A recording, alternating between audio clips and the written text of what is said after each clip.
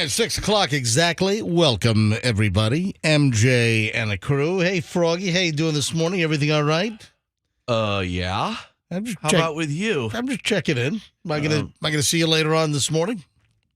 Yeah, I'll be here all morning. No. I'm talking about after the show. Later this morning. I think so, yeah. We have a date.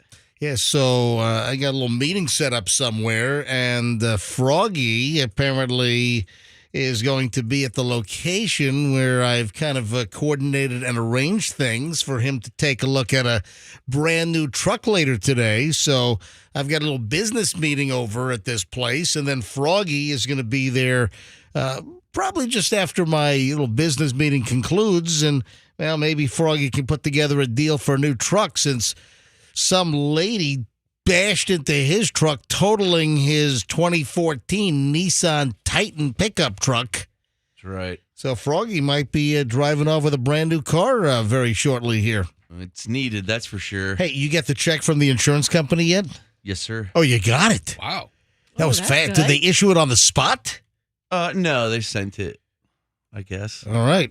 I think. So can I ask you, you're on your phone right now. We're in an engaging conversation. You're staring and you're clicking and you're ticking on your phone. I mean, I'm just looking at Ric Flair news. Can you flip your phone around? Let me see this. Ric Flair news? No, that's just work emails. I'm looking at work emails. How can you possibly focus on this radio show? Yes. You're engaged in conversation and you're on your phone and you're going through emails. Yes. You're not even making eye contact with me, which is tough to do in the studio. However, you're still looking down at your phone. You're scrolling emails. So a lot of stuff came in overnight. A lot of stuff. I mean, he's got a new car to pay for. He's got to work. Oh my God! No, I'm here for you. Hey, thank you very much. And I'm going to try to be there for you later on to get you a good deal on a new pickup truck to replace the one the lady smashed into. Now, you're not, annoying at these places, are you? I'm sorry, what was that? You're not You got drowned out by the explosion. What are the annoying buyers or shoppers that, ask a million questions and they're like, what about this? No, he's going to ask a million questions, and then he is going to grind the guy. Well, hold on, I'm not his agent. No way, you're going to be my, Why are you going? What are you talking about? No, I'm there you're for my muscle. I'm there for a whole different reason. Yeah, but I'm at this dealer because we do have an opening for an MJ domestic endorsement. So, hold on. What are you giving me a look for? Who? Hold on, Roxanne. What are you giving? What are you looking? Did I make a look? Yes, you're giving me a death look over there.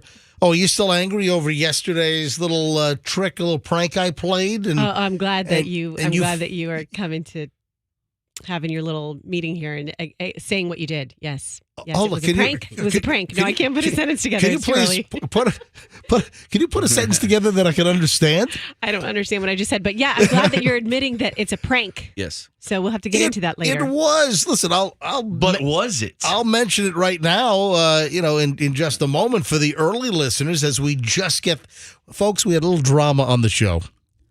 I made a little funny yesterday, and Roxanne went into full melt that she burnt the place down. That's what I do. A complete That's what meltdown. I mean, I'm watching the video back yesterday. And y'all want to play with matches? I will torch it. Okay. Oh, no. That Listen, is crazy. You threw accelerant down. Man, you had all kinds of flammable liquid that you were throwing everywhere, and then you just lit the place on fire. Hell, let me explain that in a second. All right. So, yeah, I happen to have a little business meeting later on at a local car dealership. And, of course, listen, I am the top endorser in this market. The clients that I have that I do live commercials for get enormous results from this program. And I always have been, and I still am, the most prolific live endorser for clients in this market. Doing live commercials here on the MJ Morning Show. And listen, I've been doing Fields BMW and Fields Motor Cars from Mercedes-Benz. I've been doing commercials for them for 20 years, right? And That is a high-end import category, BMW and Mercedes, but I've always had the opening for a domestic, like a Ford, Chevy, GMC, Dodge. What was that? I think it only makes sense if I'm getting this particular car that I should be the endorser. Well, hang on a minute. Right. So here's the deal. So I have this opening for the category, and I have a meeting set up, and it happens that Froggy needs a new vehicle. So I'm going to try to go to bat for Froggy with this particular brand of domestic pickup truck to see if we can get Froggy a good deal to replace the vehicle that got smashed by this lady that crashed into Froggy's pickup truck 2 weekends ago, totaling the vehicle. So that's the deal. And then for the early listeners that didn't hear what happened, and we'll get into this in more detail later on, we'll get back into it around the time where this occurred, and that was, do we know what time that was? Was that about 7:40? 7:45. You said for what happened yesterday. Yeah. No, what you did yesterday. Well, you need to rephrase what I did yesterday. Well, it happened. What happened? Cruel. Something happened. What would you say, Frog? I said it was a cruel joke. It was not a cruel. It was just a funny little. It wasn't a cruel joke. It wasn't. All right. So here's what happened. How much time do I have? I want to stay on track. I hate getting if I get too late here, it just throws the whole hour off. So for the early crowd, I can explain this in just I'll kind of lay out the outline, and then we'll get into this in much more detail about 7:45 or 7:50 later on. Is I was joking with Roxanne yesterday because Roxanne, of course, overslept a couple of days ago, and we were worried sick. We hadn't heard a thing. Her phone went right to voicemail. Roxanne was MIA. That's never happened in the 3 years that we've worked together, that we brought her into the MJ Morning Show fold. Zero contact. We had no idea. We were running scared. Roxanne's sister didn't know where Roxanne was. Phone went right to voicemail. So we were concerned. So finally, about 35 minutes into the show, 23. whatever it was, finally, nearly half an hour into the show, we get a hold of Roxanne, and your phone was off. It went dead or whatever. It didn't charge overnight. The alarms didn't go off, and we couldn't get a hold of you. We couldn't get a hold of Dig Dug, your husband, and we were just worried. So I kind of took the ball and ran with just a little trick yesterday, and I said that management wants me to keep track of whenever Roxanne's late to the show. And I lost my mind. And Roxanne went nuclear. She burned the place down. She torched the place. You know, it's like those old scenes where guy goes nuts and like destroys the boss's office. Well, let me tell you. And then it turns out there was a misunderstanding and it wasn't what you thought it was. I also got a new job. So. What do you mean you got a new job? Well, I was so mad yesterday, and I was like, I have to do something else. Not even at you, but then when I given my job description on air, I'm like, wow, this isn't fun. Right. So Roxanne flipped out, believing that I was serious, that management wanted me to monitor Roxanne and let them know whenever Roxanne was late to the program, whether it was 30 seconds, 1 minute, or an hour and a half late, because you did come in an hour and a half late earlier this week. And I was joking around. No one in management asked me to spy on Roxanne. It was a complete, total joke. So I want to get into it a little bit later on. And, I think Roxanne is preparing to pay me back at some point when I least expect it. So hold on. Just getting rolling. 6:09 at the MJ Morning. Just a fun little work prank. That's it, Roxanne. Traffic's on. Let's grab Pat with the latest MJ Morning Show back in minutes.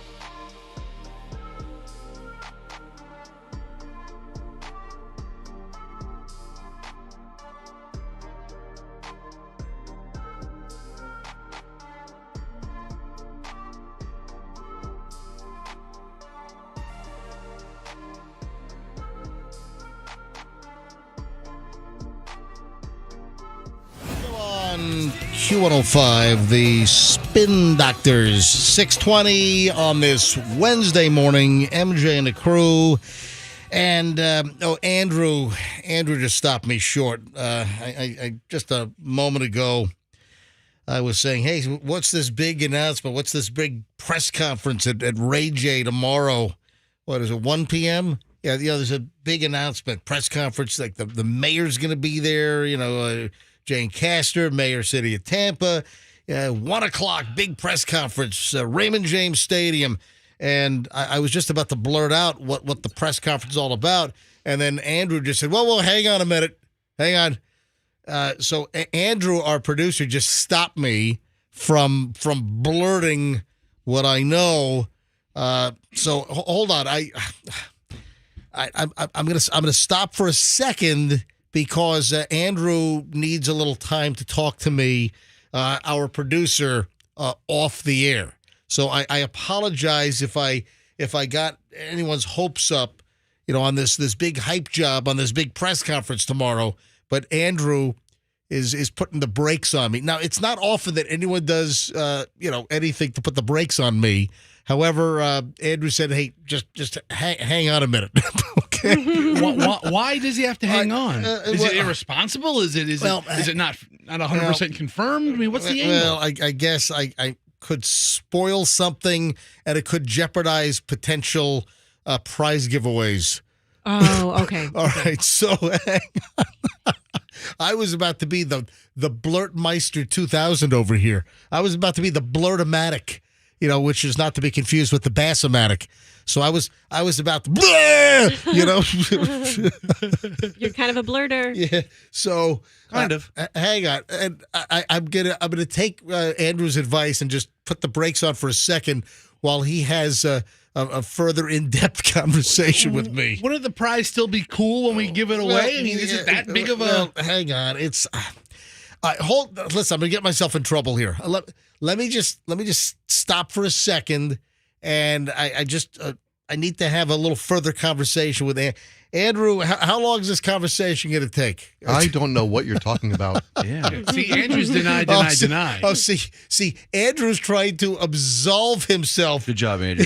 Listen, Andrew's trying to. He is distant. Dude, are you that afraid of this that you don't want to be associated with me and this in case I do blurt? Are you in like? I have no idea what you'd blurt. You might say the wrong concert. I don't know. All right. So Andrew's in self-preservation mode here. We all are in this room, right? I mean, what does that mean? What does that mean? Every day. Every day. Are you saying it's every man for himself? Yeah. You wait a minute, Roxanne. You feel like you're in self-preservation mode every day in the studio? Self-preservation doesn't necessarily mean every man for himself. Yeah, I mean, I felt every day's my last since, I was in radio 2002. I was speaking more of like my sanity. Oh, your sanity. Oh, so you're in self-preservation mode. Well, listen. Conserve your sanity. I've got another issue. All right, so hang on. The big Ray J announcement. Just let me just hit the brakes on that for just a second. All right, but something else has transpired. So, Roxanne, did you sent me this email last night with this interesting item? Yeah. And then a photo which you texted to the group. Yes.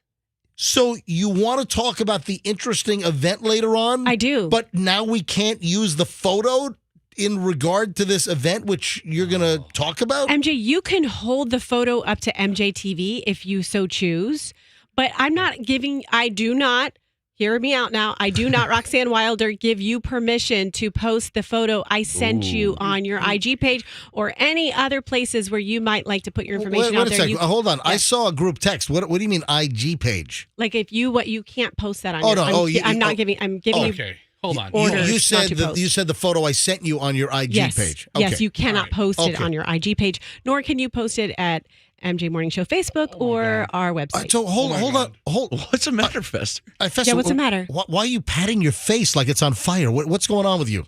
Roxanne has been very conditional over this last week. Yes, she has. Which I don't think is exactly what we do. Why share it with us in the first place? Right. The only rule, the one rule The one rule is don't tell us about it if you don't want it on the radio. That's the only rule. So Okay, you we speak about things. We can describe something with all the vocabulary you have, MJ, and all the vocabulary I have, and the limited vocabulary Fester has. We can describe this image to our listeners. Describe things. Wait a sec. Why would you take a picture of this? So we can talk about it. But why would So we can talk about it. But you took a picture of it and Yeah. you sent it to us all in the group text for Yes. the morning What show. are we even talking about?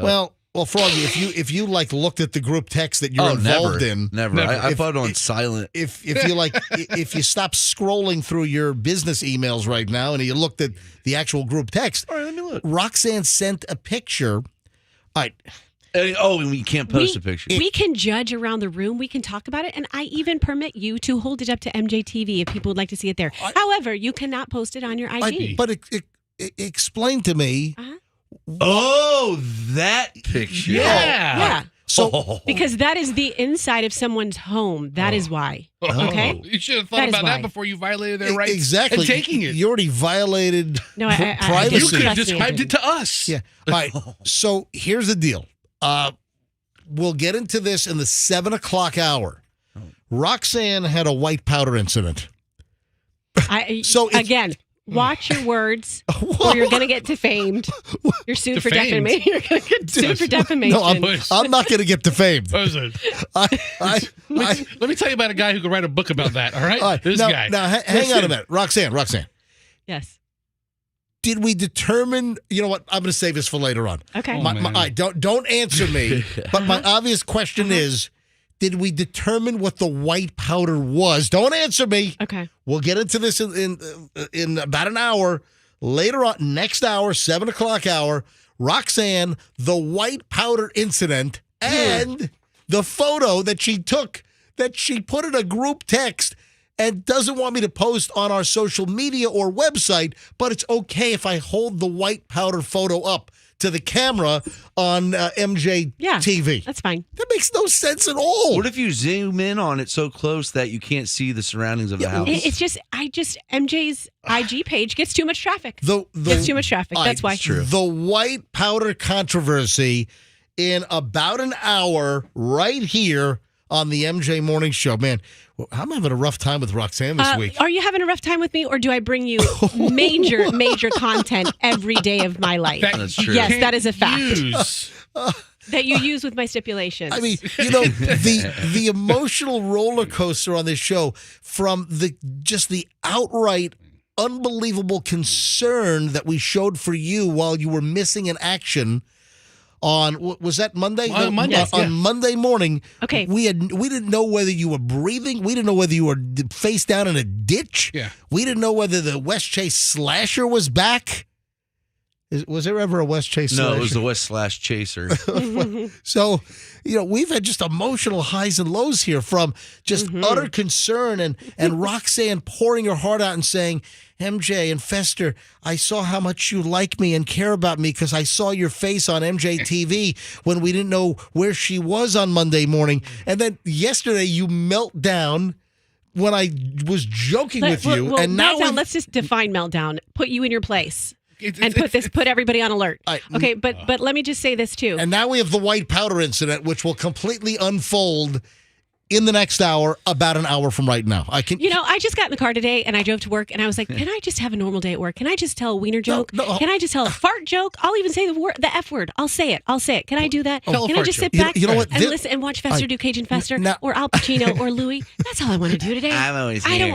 All right, people like Cajun Fester, and we actually Cajun might Fester's a hit. we might Yeah. have an opportunity to bring Cajun Fester back today, which will explain. If you missed that, well, folks, you need to listen to the whole show. You got to listen to the whole show every day. You got to figure it out.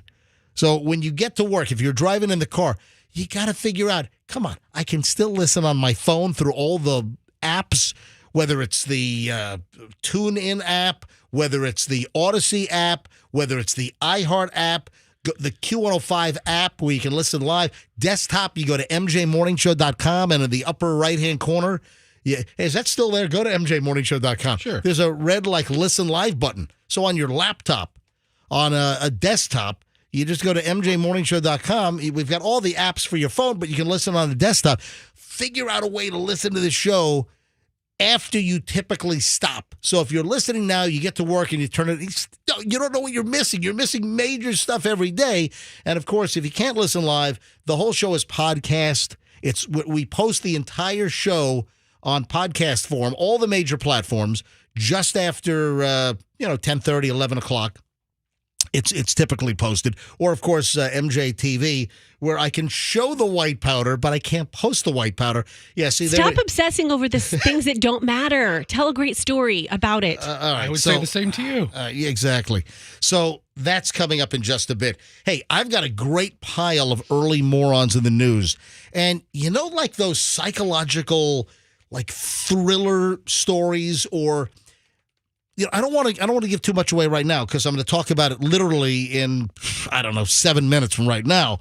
But think about like a worst case scenario where you're kind of framed, or you're pigeonholed. You're put into a situation where everyone is thinking that you're crazy, but it's like a conspiracy. It's a plot against you. All right, hold on. Sounds like my job. Yeah, about to say, is that how you gaslight Roxanne? Is that the next segment? All right, hold on. I'll explain that all next. And that's part of Morons in the News, plus some additional stuff. When we get back in minutes here on the MJ Morning Show on Q105, stand by.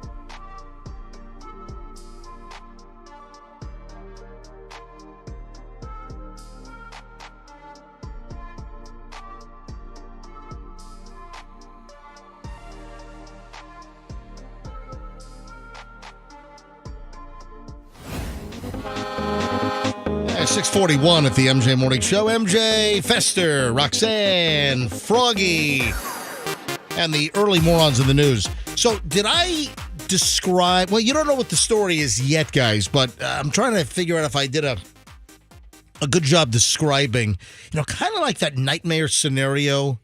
And when I tell you what the story is, I don't want to use it as... But the actual best example of what I'm talking about, where there's like a conspiracy against you and there's a plot against you. The best example is sort of like what the story's all about. So I was trying to compare it, but I guess the best thing to do is just tell you the damn story.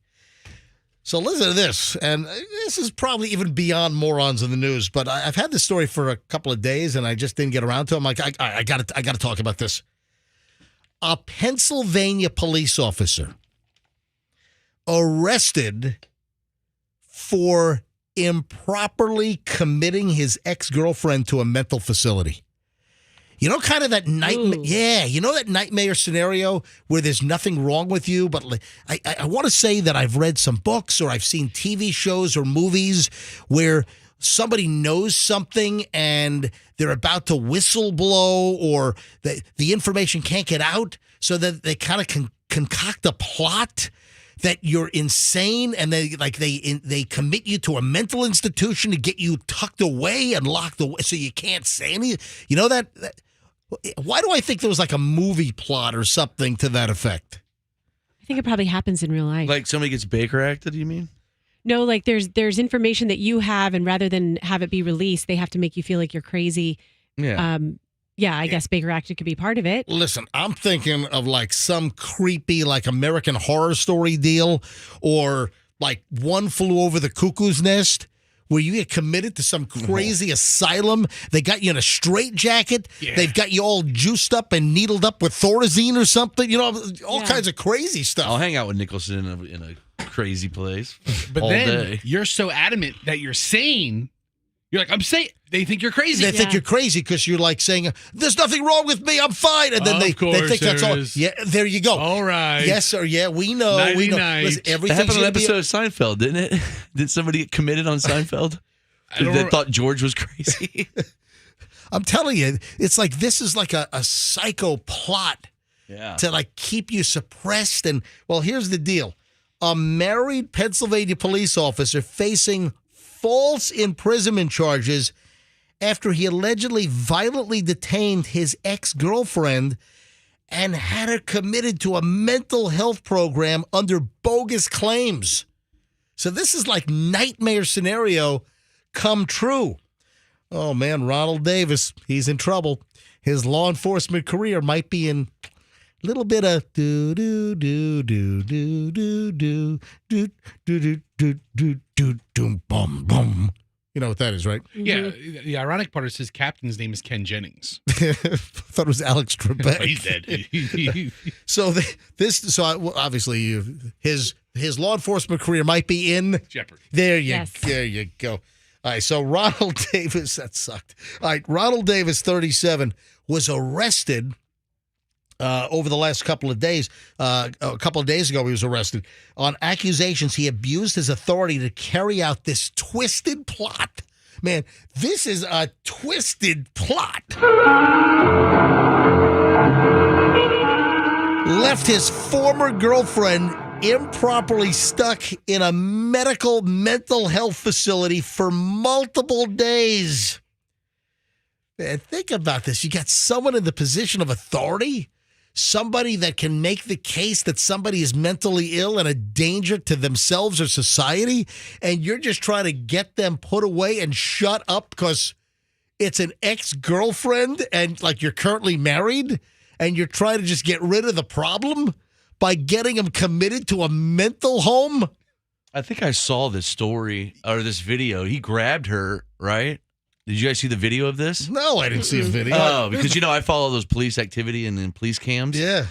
And there was a story where a guy was trying to get his girl committed, and she was like, "I'm fine." And he was like grabbing her. It gets worse. Davis, this is the cop, Ronald Davis, apparently told the ex-girlfriend, "I know you're not crazy, but I'll paint you as crazy." Oh, that's the video I saw. Is it? Wow. Yeah. Well, find the video. I didn't know there was a video right. on this. I'll find it. All I saw, that's according to the documents released by the district attorney's office in Dauphin County, Pennsylvania. Reportedly told her, "I know you're not crazy. I'll paint you as crazy." And that's what led up to the forced medical treatment and the mental hold, the medical hold to get her institutionalized. Holy jamoli. Yes. Ooh. There All you go. You found this. I don't know. That's him. I don't know what the language is. He's like sitting on top of her, holding her in place. Oh man! She's like, Wow. All right, hey, should we have it? Well, listen, I have a dump button. Just play it. All right, so There's probably. Oh, it just said warning. There's probably some heated language. Man, There's anyway, spousal abuse. images. now I'm saying. his quest to have the ex-girlfriend committed apparently occurred when he tried to get help from fellow troopers because he said the victim, identified by the district attorney as MF, had mental health problems, according to the affidavit. On advice from state police, Davis, off duty at the time, contacted county officials via his police email account, identified himself as a trooper to obtain an order to have her mentally committed. Then apparently some texts have since popped up. So this is like a total abuse. Yeah, he's abusing her on camera. Yikes. Total abuse of authority. So this is a body cam, Froggy? Yeah. So from Or somebody's filming it. Yeah, somebody is actively recording this. This is from the Law and Crime channel on YouTube, one of my faves. This is Froggy, this is crazy. I'm talking about this story. You already saw this on you Saw it 2 days ago. You do follow how many YouTube channels? 612 at this point, yeah. All right. Unbelievable. See? So can we play the audio here? Sure. All right. I don't know what the quality is. I got to get ready. It's actually really good quality. All right, hold on. All right, roll. Fester, go back. I just don't want to miss anything. All right, go ahead and hit the audio here. You got it? Warning, the following video contains images that some viewers may find disturbing. What's wrong with you? I don't need help. I need to get away from you. No. No. This isn't normal. I don't care what anybody says. Can I please stand up? All right, this goes on for 6 minutes. So, wow. Sorry, he Yeah. basically he abuses her on there. He starts wrestling with her. He starts and he wrestling grabs her. her. Look, he has her like on a. Oh, man. pinning her like a wrestler right now. Guess what? She is not mentally incompetent. She's not insane. She doesn't seem like it. Didn't need to be committed. This dude is He's insane. This dude is in some serious trouble for trying to, pull this little plot. Yeah. So a little heads up. And the minute I saw the story, I'm like, man, that's like a nightmare story where, you know what it is? It's like someone's trying to expose. Someone's trying to expose like a major story, some kind of fraud. There's some movie that's on the tip of my tongue. I'm telling you, it's what the hell is it? I can't think it's of like it. Someone is trying to expose like some devious like governmental plot. Yes. And then they play it that the person's insane and they get them like committed and all drugged up so they're like drooling in a straitjacket in like a padded room. Yeah. That's what this is like. It's not falling down, but didn't they do that to him, to Michael Douglas? His whole family made him feel like he was crazy. I can't remember. I know he went nuts and No, then it was a car incident. that was a car. Yeah, it was on the highway, and then he went nuts and like shot up and went crazy in like a Korean dude's grocery store in L.A. I'm thinking of a different movie. All right, 6:51 at the MJ Morning Show, but man, that's a crazy, twisted plot. That's like an ultimate morons in the news story. All right, folks, we're about to start the 7 o'clock hour in minutes, and we are packed. Man, do you know about the Skittles freakout? We talked about Skittles on yesterday's show, and now we've got a Skittles freakout. Folks, breaking Skittles freakout news. Some folks might have to be committed seriously over this. Hold on, we'll explain next on the MJ Morning Show here on Q105. Stand by. International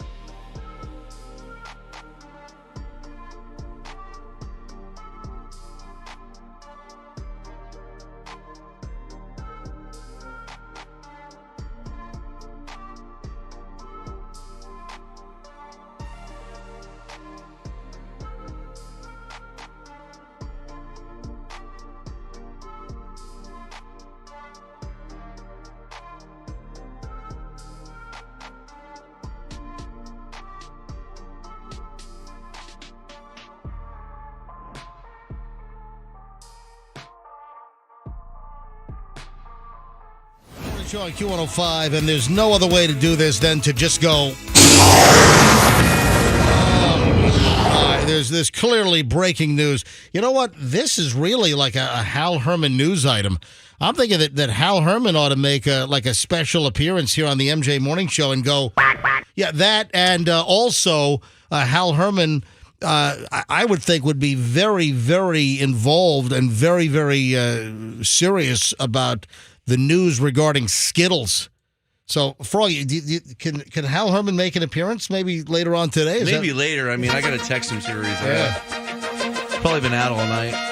Yeah, because when it comes to Skittles news, folks, man, this is very serious. And Hal Herman would be on your Skittles side. Is that correct? Yeah, and I know he's been staying at a local homeless shelter because he's been having a hard time getting an apartment. So I don't know if he's sleeping or awake or what. So I'll text him. Text Hal Herman. I loved Hal to make an appearance along with Cajun Fester. That'd be fantastic. Hal Herman is on your side. Your side. When it comes to breaking Skittles news, this is crazy, folks. The state of California is going to ban Skittles. Yeah, what's up with that? Yeah, what's up with that? Gonna ban the rainbow? Well, exactly. Well, a color in the rainbow. Yeah, I was going to say, I think I know why. Yeah. I remember when I was a kid, there was a whole, when I was a kid, Fester, see if we can find this. Sure. See if we can find red dye number 2. When I was a kid, back like in the 1970s, I might have been like 7, 8 years old. Red M&Ms disappeared for years.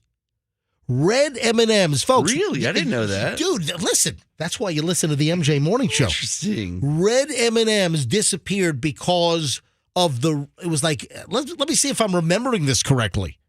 Hopefully I'm not like making up some kind of crap in my head here, and then because I don't want to deliver erroneous information. But red dye number 2 was banned by the FDA back in like the 1970s when I was a little kid. And you had red M&Ms were gone for years. All right, Fester, dig that up in the meantime. Let me just give you the details on the Skittles ban. California governor, Gavin Newsom, get your freaking hands out of my rainbow, man. Hey, how about you ever see that Skittles commercial where they've got like virus pox all over their face? It's like, is that the creepiest damn Skittles commercial? It made me want Skittles. At least we still have M&Ms. That would be. I wish I would catch venereal Skittles. All right, here's the deal. California Governor Gavin Newsom signed, and the question is this going to catch on? Is this going to go beyond California? California's freaked, but you ever notice, like, you've got, like, you'll get, like, something electronic. You get a thumb drive, and there's some kind of notice in there that California says this thumb drive is going to give you, like, brain tumors or something. Oh, yeah, California's on it. All those propositions, like prop this, prop that. I'm not eating the freaking thumb drive. I'm not eating the DVD player, okay? I bought a lawnmower. It had a sticker that says, this lawnmower may have cancer effects in the state of California. Yeah, seriously. But you go into Nevada and you're fine. Yeah, exactly. All right, so here's the deal. California Governor Gavin Newsom signed legislation that bans the sale of a popular food dye. It's California Assembly Bill number 418 will ban the sale of red dye number 3. So first we had like the red dye number 2. Now it's number 3. What, are they got to come up with red dye number 4 now? I mean, what? This is like the Mambo song. Yeah, red dye number 5. Red dye. I want little Skittles in my life. Yeah. How many red dyes are there? I have no idea. A 1, a 2, a 3, 4, 5. Red dye number 3 is not going to keep you alive. So this is going to change everything. It doesn't technically ban Skittles. It just bans this additive that Skittles has. In California, so is the red Skittle or any other colored Skittle that uses a derivation or a mix of this red dye number 3, is it going to cause, because California, I mean, it's a big state, I'm sure, for Skittles sales. And is that going to force Skittles to make a change which would be, I guess, carried over to all other states? So the California bill passed the California Senate by 33-3. The Assembly approved it 65-6. Man, what do all these freaking legislators out in California have against Skittles? You know what it comes down to? With some of these products, you would have to eat like 17 tons of this crap a day for it to have any potential effect. And what did we figure out? We eat like a credit card worth of plastic every 2 weeks or something like that. I think, Like, yeah, whatever it is. How bad can the red dye be for us? Feels with that? like it's high. So the ban won't be enforced until 2027, but it's being called the Skittles ban. But it's in foods all across the grocery store. It's not just Skittles. Although red dye number 3 has been allowed in food, it is prohibited in cosmetics, and it's being called the Skittles ban. Mario Lopez, what is he? Is he like the Access Hollywood guy? Is that what he does? You mean AC Slater from Saved by the Bell? Is that what you mean? Whatever. So Mario Lopez just went out on a rip on social media. So Mario Lopez is infuriated that legislators in his state, you know what? Another reason to get the bleep out of California. Yeah. Man, they got their freaking claws and paws on your Skittles now in California. So I wonder if Skittles will like have this extra step in the process. Like, okay, all the batches are ready to go out. Now we have to do the California batches, which require one more step, removing the reds.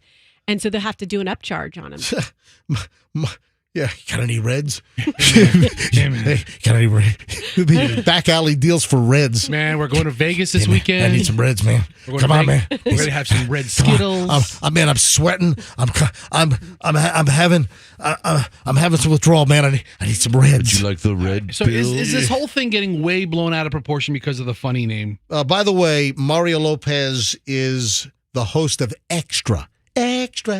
You should be the host of what is it, Wheel of Fortune instead of that hump. Oh my God! Ryan Don't Seacrest. even get me started on that mediocre. And I watch that show every night.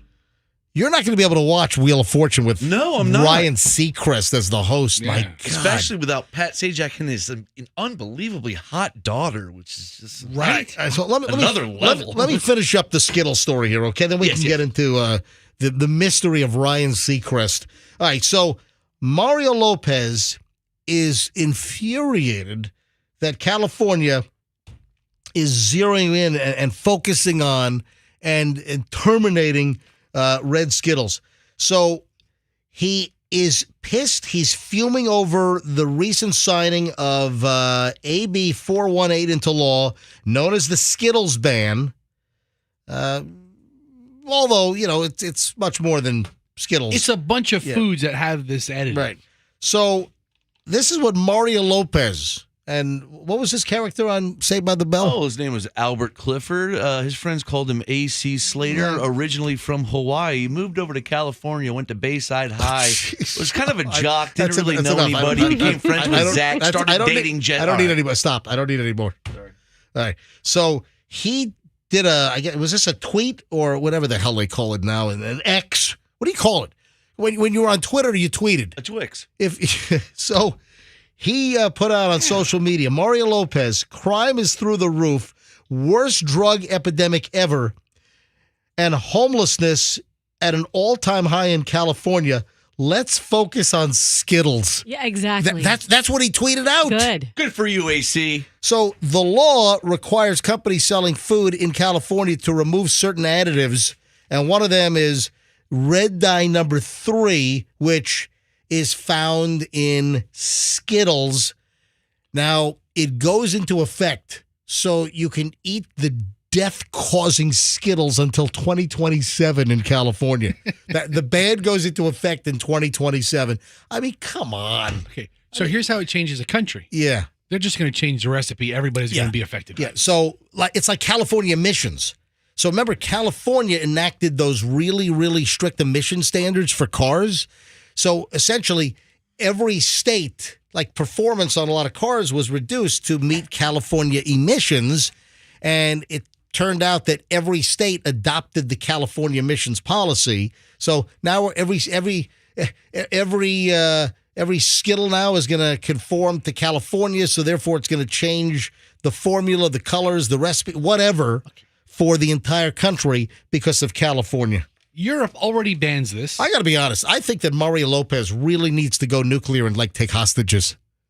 Hey, MJ, let me ask No, you a I'm question. kidding. I'm joking. Would I'm it be joking. smart to buy a bunch of old Skittles and hold them on for a while? Yeah. The old flavor and then resell them? Oh, so buy like tons and tons, Yes. buy bulk A warehouse bulk Skittles, and just wait till the ban goes into effect, and then you can. And everybody hates the new flavor. Like, ugh, these taste like ass. It's like- we want the old ones. Like pre-embargo Cuban Yeah. cigars or something. Oh, yes. there Yeah. Oh Hey. man, the market for pre-banned Skittles. Ooh. Yeah. We gotta Froggy, get on that. do you have the same talent for Skittles as you do for M&Ms? You know what? I can that's a good taste the question. flavor of M&Ms. I can't for Skittles. Oh It's weird. really? Yeah. That's a big deal. I don't know how he did that. No. Froggy could go blindfolded, and there's no taste to the different colors of M&Ms. Well, that's what you say, but there is. Somehow Froggy's able to go blindfolded and tell what color M&M is in his mouth. And I don't know how the hell you did that. The yellow one tastes yellowy. Yeah, That's it. No, it doesn't. I mystified on how I think you're cheating, and I can't figure it out. Well, all right, 7:14 MJ Morning Show here on Q105. Folks, we've got the white powder controversy. Am I about to have another big on-air disagreement with Roxanne? Roxanne, Is that good content, though? Well, Always us disagreeing? no, it's not. Is But it? Yes. but hold on, folks. We've got the white powder controversy. You got to hear this. Roxanne stumbled upon white powder. We'll explain next as we start an hour and 20 minutes of nonstop MJ in minutes. Stand by. Now,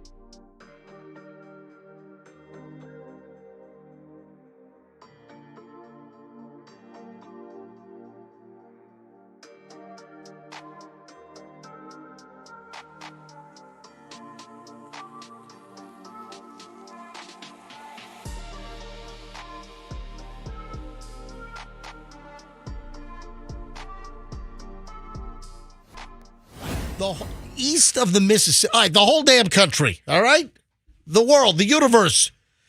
All right, 7:25, and we got to get into the white powder controversy. Hey, let me just address the blurt. So last hour, I was about to blurt something. And Andrew, our producer, who is playing dumb because he doesn't want to be attached to this in any way because I guess he's in fear of his job. But I was about to blurt out what the big, huge announcement is going to be for tomorrow. So there's a big press conference. Andrew, what will you even confirm? Is it a 1 o'clock press conference on Thursday at Raymond James? Okay. So you can. Did you just say yes, sir? Yes. Okay. All right. Sounds like he's on trial or something. My Yes, sir. God. Yes, Your Honor. Yeah. So I do kind of hold court here every morning, don't I? All right. So there's a big press conference, 1 o'clock tomorrow at Raymond James Stadium, which regarding a big event at Raymond James Stadium. The mayor's going to be there. I think Vice President Kamala Harris is coming in. That's big news. Yeah. Benjamin Netanyahu was going to be there, but, well, You know what it is? yeah, yes. You know? I do. And I was about. Is it bigger than Taylor Swift? Hey, hang on, listen. I was about to. What's happening? I was about to say it last hour, and then Andrew kind of like put the skids on, put the brakes on, and well, all right. Well, you can't announce it before the city announces it. Well, I technically I could announce it right now. Why wouldn't you? Well, Because it will blow up the deal. yeah. And Whose deal? Well, hang on. It could like screw us out of giving away the tickets. Yeah. Yeah. So, all right. So I'm going to show some. I'm going to show some very rare MJ restraint. So, like, all the right, concert promoter that we're working with on this concert. Andrew's asking me, "Who are you?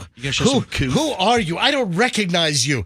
All right, so big announcement, Raymond James tomorrow, 1 p.m. press conference, and I could blurt it right now, but Do it. I mean, are there tickets for the staff in this deal? No, I'm not going to this all right, concert. I'll so, blow it up. All right, hey, Lightning on the way to the Stanley Cup. Clearly. Andrew, what? Lightning won their home opener last night, ladies and gentlemen. Undefeated, yes. The Lightning are undefeated in the NHL right now, folks. God, didn't it just end? What's happening? They get like 6 days off They and do. the new season starts? Yeah, exactly. They get 12. They play 150 games? They get 12 days off. Yeah. Sounds exhausting. I like hockey because of the Lightning, but they seem like they're always playing. Always. Yeah. Always. They take For a long time. Couple of days off in August and September. I don't know much about hockey, but who's the dude that took the net in place of Vasilevsky? That would Johansson. Is it Johansson or Johan? How do you pronounce this guy's name? Johansson. It's what? Johansson. Okay, so What this, happened to Vagisil? Vasilevsky had back surgery, so we wish him the best for a quick recovery. But I don't think he's coming back for the rest of the year, right? Oh, he'll be back in a couple of months. Yeah, but, well, like I said, I don't think he's back for the rest of the year. So Oh, calendar year, okay. Yes, the calendar year would be December 31st would be the end. We lost vaginitis? Damn it. So we wish him the best. But the Lightning are undefeated right now. 5-3 win last night. So congratulations to the Lightning. Yay. Oh, hey, before I get to the white powder controversy, folks, and Roxanne, Oh, boy. do me a favor. Yes. You got to just take a deep breath. You're on edge. You're projecting. I'm not on edge. You need to hit the Yeah. truck with me? Oh, wait, I don't have a truck. All right. Froggy, what are you driving? I'm driving a very fancy car called an BW. I don't know. It's something very something fancy. very fancy. So you're driving your wife's X5, right? Oh, yeah, that's it. Yeah. The 5X. No, it's the X5. X5. Which we've got 3 X5s in the room because we have an X5 in the MJ house. Froggy's wife has an X5. Roxanne has an X5. All from Fields BMW, folks. All right, so the white powder story. Is that starting now? In a second, I got Okay. to do a follow up from yesterday because we talked Yeah. about this at this time yesterday. I think that's the proper order to do it in because it kind of leads into the white powder story. So that's good. What are you talking about? Because I was looking for a new job. No, that's not what I'm talking about here. We're going to talk about that at 7:45. Okay. Let the show All right. come to you. Yeah, all right, just That's what I do. just sit back and listen to 104.7 FM over there, okay? Yesterday, Oh, you two are going at it today, boy. I don't know if it's the MJ Roxanne fight and she's just projecting it on me. What's going on You're here? right here, like you take the brunt of it. It's you're just okay. like- Listen. Oh God. What the heck's going on here? All right, so this is a follow-up from yesterday with the twerking student that lost her scholarship. Yeah. This is a really, really bad story. And again, I used it as a warning, just, for all of our youngsters out there, however old you are, you're elementary school, never too early to learn, middle school, whether you're a high school student, you got to be cognizant and careful of what you do on social media, what's out there, even the most innocent or innocuous. There's a whole controversy with this student up at NYU right now who's like head of the Student Bar Association up in New York at NYU Law over the whole Middle East situation. And that's a whole, you got to be careful what you do on social media. A Louisiana, and is this what brought about Cajun Fester yesterday? Yes, it is. Oh, Cajun Fester. Did you turn that into a promo, Andrew? Did you? You got to turn Cajun Fester into one of the MJ Morning Show promos. That's the only funny thing you've done in months. Yeah, Cajun Fester. All right, hold on. Let's not distract. Cajun Fest. I've got a perfect conduit for Cajun Fester to come back on the show today. But right now, Cajun Fester has to stay in his cage. Yeah, His exactly. Cajun cage. The Cajun cage, huh? Exactly, like a crawfish trap or something. I don't know. Well, yesterday we had the story about this student, Kaylee Timonay, 17 years old, a student government president, scholarship candidate, and the scholarship was taken off the table apparently because a video showed her twerking, and it was posted online, and it just turned into this whole mess because the local parish principal in Louisiana punished her for twerking at a party, and no, I see it brewing. No, don't do Cajun Fester. Calm down, Calm CA. down, Calm down, I see it. Fester, restrain yourself. I guarantee you don't see Cajun Festa. I guarantee you don't see Cajun Festa here. This principal here overstepped his boundaries. He walked across parish lines to commit this vile act against his twerker. It's Cajun Fester. Twerker. So the latest on this story is that the high school principal near Baton Rouge, Louisiana, capital of the fine state of Louisiana, has requested to take a leave of absence after punishing the student for twerking on video at a party, and that suspension led to the scholarship being rescinded to the high school. I mean, it's a crazy story here. It's ridiculous. Yeah. And this was dancing at an off-campus party just like a couple of weeks ago in late September. And it's like derailed this senior's college career at this point. Well, now... Really? Divert her career? What's she going? Baton Rouge Community College? Please. I think it was better than Baton Rouge Community College. Where's she going? Lafayette JC? Isn't it your daughter?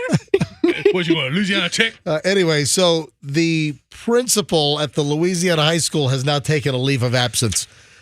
So hopefully they can rectify this whole twerking situation. Cajun Fester, is there any good food in Louisiana? Oh, all kinds of big good food here. Any etouffee? We got the etouffee, we got the gumbo. Gotta make it first. Got a shrimp. What got a shrimp. You got to make the what? Yeah. How do you make a po' boy? You gotta make a po' boy. You got first. I'll start with the bread. I like to try to fry shrimp po' boy. What's that famous beignet place down in New Orleans? Cafe Du Monde. Cafe Du Monde.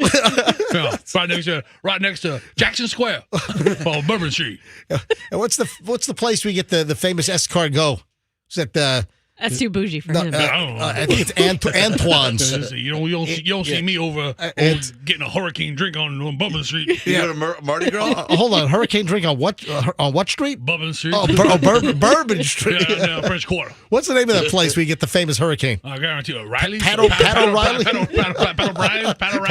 O'Brien? What was the coach of Was the it Lakers? Basketball. Was it Bill O'Reilly's or something? Something I forget. Something like that. All right. There will be another opportunity for Cajun Fester to come back on the show later on, and it's going to be I'm going to open the door, man. All right. I'm going to open the door wide for Cajun Fester. God. A little later on good. on the program. Oh, speaking of school, and then white powder, folks. The white powder incident is a minute away. Well, maybe 2. Man, this is a nightmare. A 4th grade teacher showed the kids the Winnie the Pooh horror film. Oh my gosh. What the hell? What? Exactly. What? So what was it? The copyright on Winnie the Pooh ran out, and then you had this horrific horror movie where Winnie the Pooh and Piglet went on like a murder spree. I mean, it's just insane. When was that thing out? Was it earlier this year? That awful. Yeah. Winnie the Pooh, Blood and Honey, 2023. Horror slasher film, hour and 40 minutes long. Awful. I mean, the thing had like a almost like a 0 on Rotten Tomatoes. Just a terrible movie. Was it a mistake? Did she think it was And like... it happened here in Must have Florida. been. It happened right here in Florida. It happened down in Miami Springs. Parents went ballistic after hearing that their kids that go to a Miami Springs charter school, when they found that their kids were shown part of that horror movie, the Winnie the Pooh and Piglet slasher movie. I mean, it's like a crazy premise. Yeah, Michelle Diaz told CBS in Miami that her 4th grade twins were shown nearly 30 minutes of Winnie the Pooh, Honey and Blood, a horror film which features, Winnie the Pooh. Why 30 minutes? I don't understand. A lot of times in class, you don't get to see the whole movie. Like, my kids have seen half a movie one day. No, and but then what did have- the teacher be like? Right. If it was a mistake and she thought it was like Winnie the Pooh, the Disney one? Listen to this. Now they got to bring in a mental health counselor to counsel the 4th graders as they saw Winnie the Pooh and Piglet in this horrific movie. I mean, the kids have nightmares now, so now they got to bring in a mental health professional to help get the kids through this. I It's like bet. I try to show my kids Rosemary's Baby. We stop- we Now they're stop- just afraid of babies. we stop it. No, you didn't. Was Tigger in this movie? I don't know. So, Eeyore? guess what score Winnie the Pooh slasher? Guess what score it has on Rotten Tomatoes? Take a guess. I mean, but 6. 3. Too high. Too.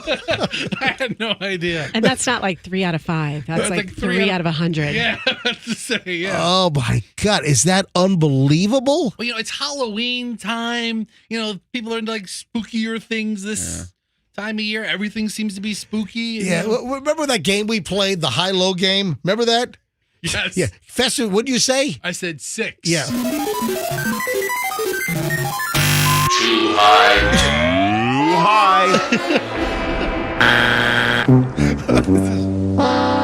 Anyway, what kind of teacher would show a Winnie the Pooh slasher movie to little 4th grade kids? That's terrible.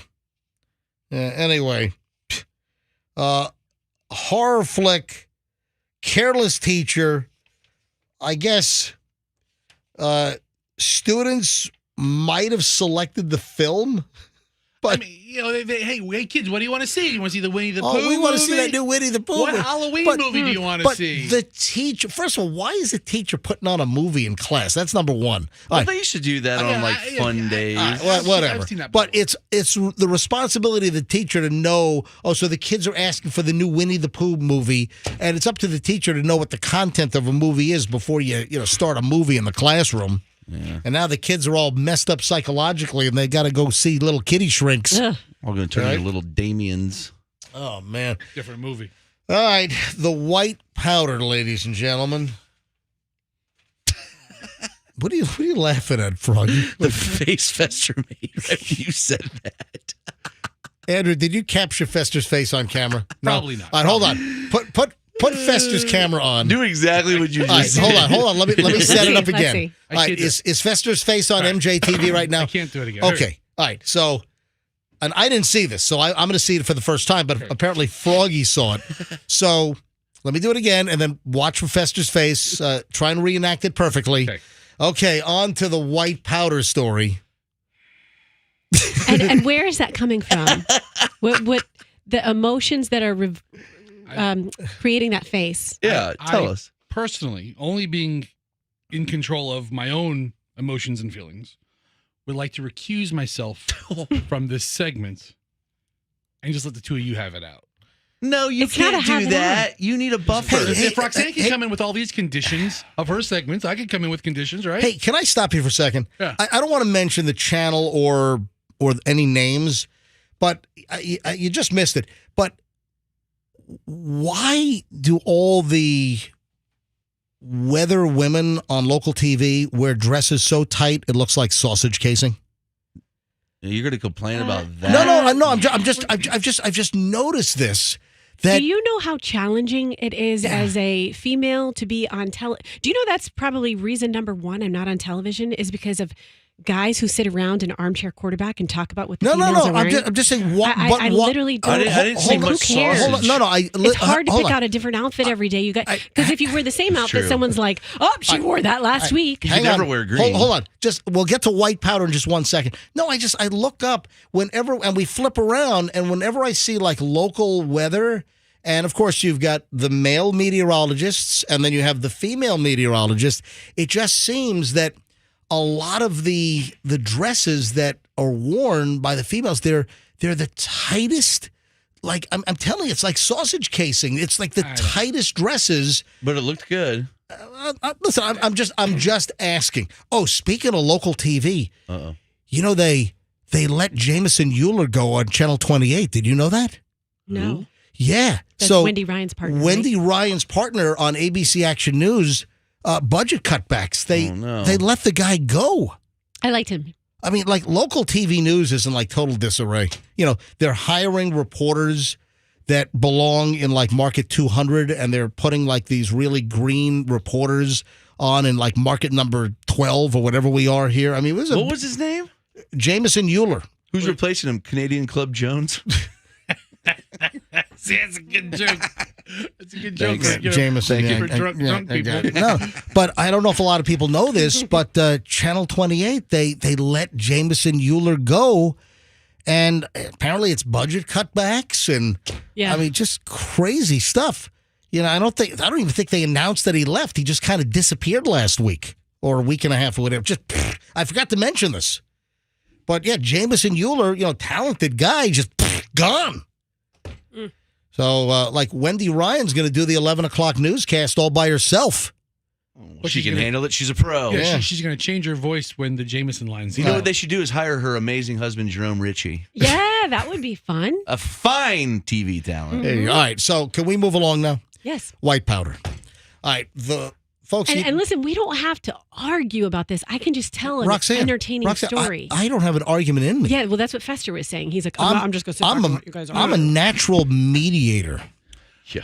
Hold on. Fester's I a think- natural I think- median. Yeah, and I think you meant instigator. No, Fester's a natural meat eater. I'm a mediator. Fester's a meat eater. I'm a meatball. All right, listen. let's go. So Roxanne, The white powder story, folks. Yes, Fester. Yeah, what are you going to do? Start story? she brings the whole thing to us, though. She does. And now she wants to take it away. I don't get it. Take it Listen, away. listen. Who are you, Caesar? Eat two, Brute. All right. So here's the deal. Roxanne, the floor is yours. Okay. Roxanne sends us in our group text. The group text includes me, MJ, Roxanne, Fester, Froggy, and Andrew, our producer.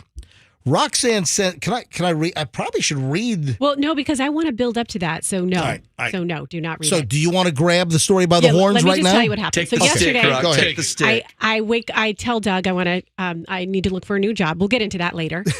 And so he was like, why don't you just come work for me? Then I can like be out, you can do this stuff and I can be out prospecting. We'll probably make more money. I think prospecting is code for golf. So I don't think we would make more money. Anyways, I went to work with him and we went to show a property.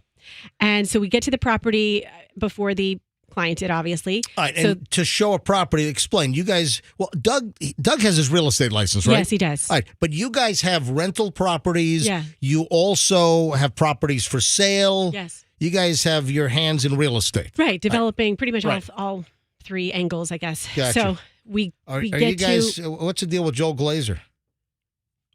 Oh, I'm sorry. Okay. All right. Dump it. Okay, all right. I thought I didn't know I could. Oh my God, I've never seen her so mad. Okay, I dumped it. I dumped it. I'm sorry, I dumped it.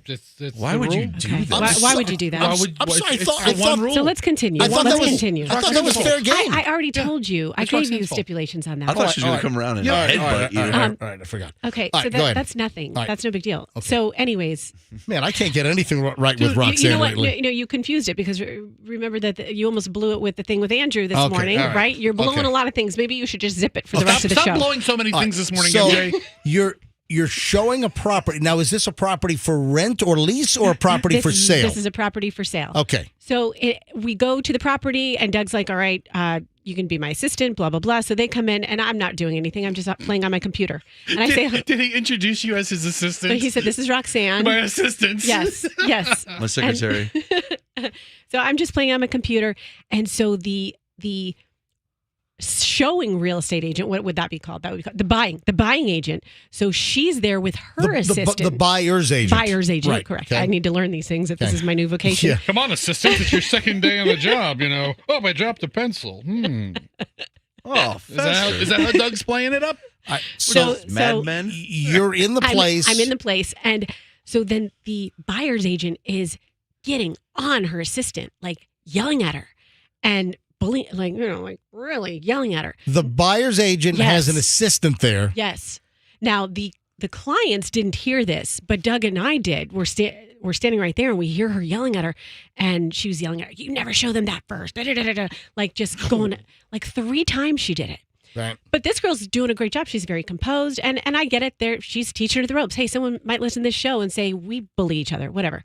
So, anyways, then I'm sitting there. This assistant comes up to me, and I'm about to give her a pep talk, like, "Hey, babe, you're doing a good job. Keep it up. This could be you getting this, $60,000 commission down the road." $60,000 Whoa. commission. I'm, Oh my I'm God. making up numbers. Wow. I'm making up numbers, but Whoa. it's on. It's a. So it's a big ticket sale. Yeah. $60,000 commission. I'm Wow. just whatever. And is throwing that numbers out? And so that includes the split. It would be like $120,000 commission, right? It's a condo with the Bellamy on okay. Bayshore, so All it's right, a so nice place. Maybe you should be Doug's Let's assistant. Yeah, right. let's get to the white powder. So then she says to me, I'm Yep. about to give her a pep talk, and she says to me, you might want to clean up that residue in the office, on the desk in the office. And I'm like, There's a line of Listen. white powder on the.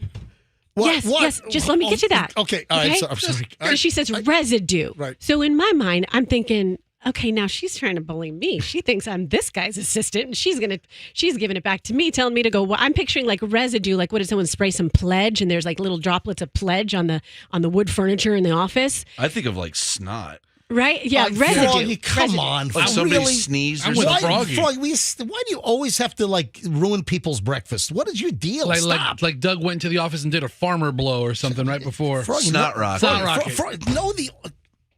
I just dumped that. Guys, know the audit, please. How can I possibly know the audience? There's millions of them. I can't know all I'm of them. trying to get listeners, not chase people away, you morons. All right, go ahead, Roxanne. Okay. What are we, So- the Three Stooges? So- Jesus.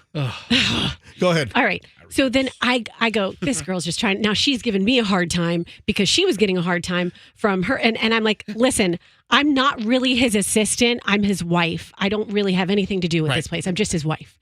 And so then she leaves. And then I told Doug, this girl's trying to tell me to go wipe up the desk in there. Who does she think I am? Right. So then we go in there together. It looks like, as you guys saw in the photo, Right. and now is your time, Yep. Mr. Orator, to chime in and describe what you saw in that photo.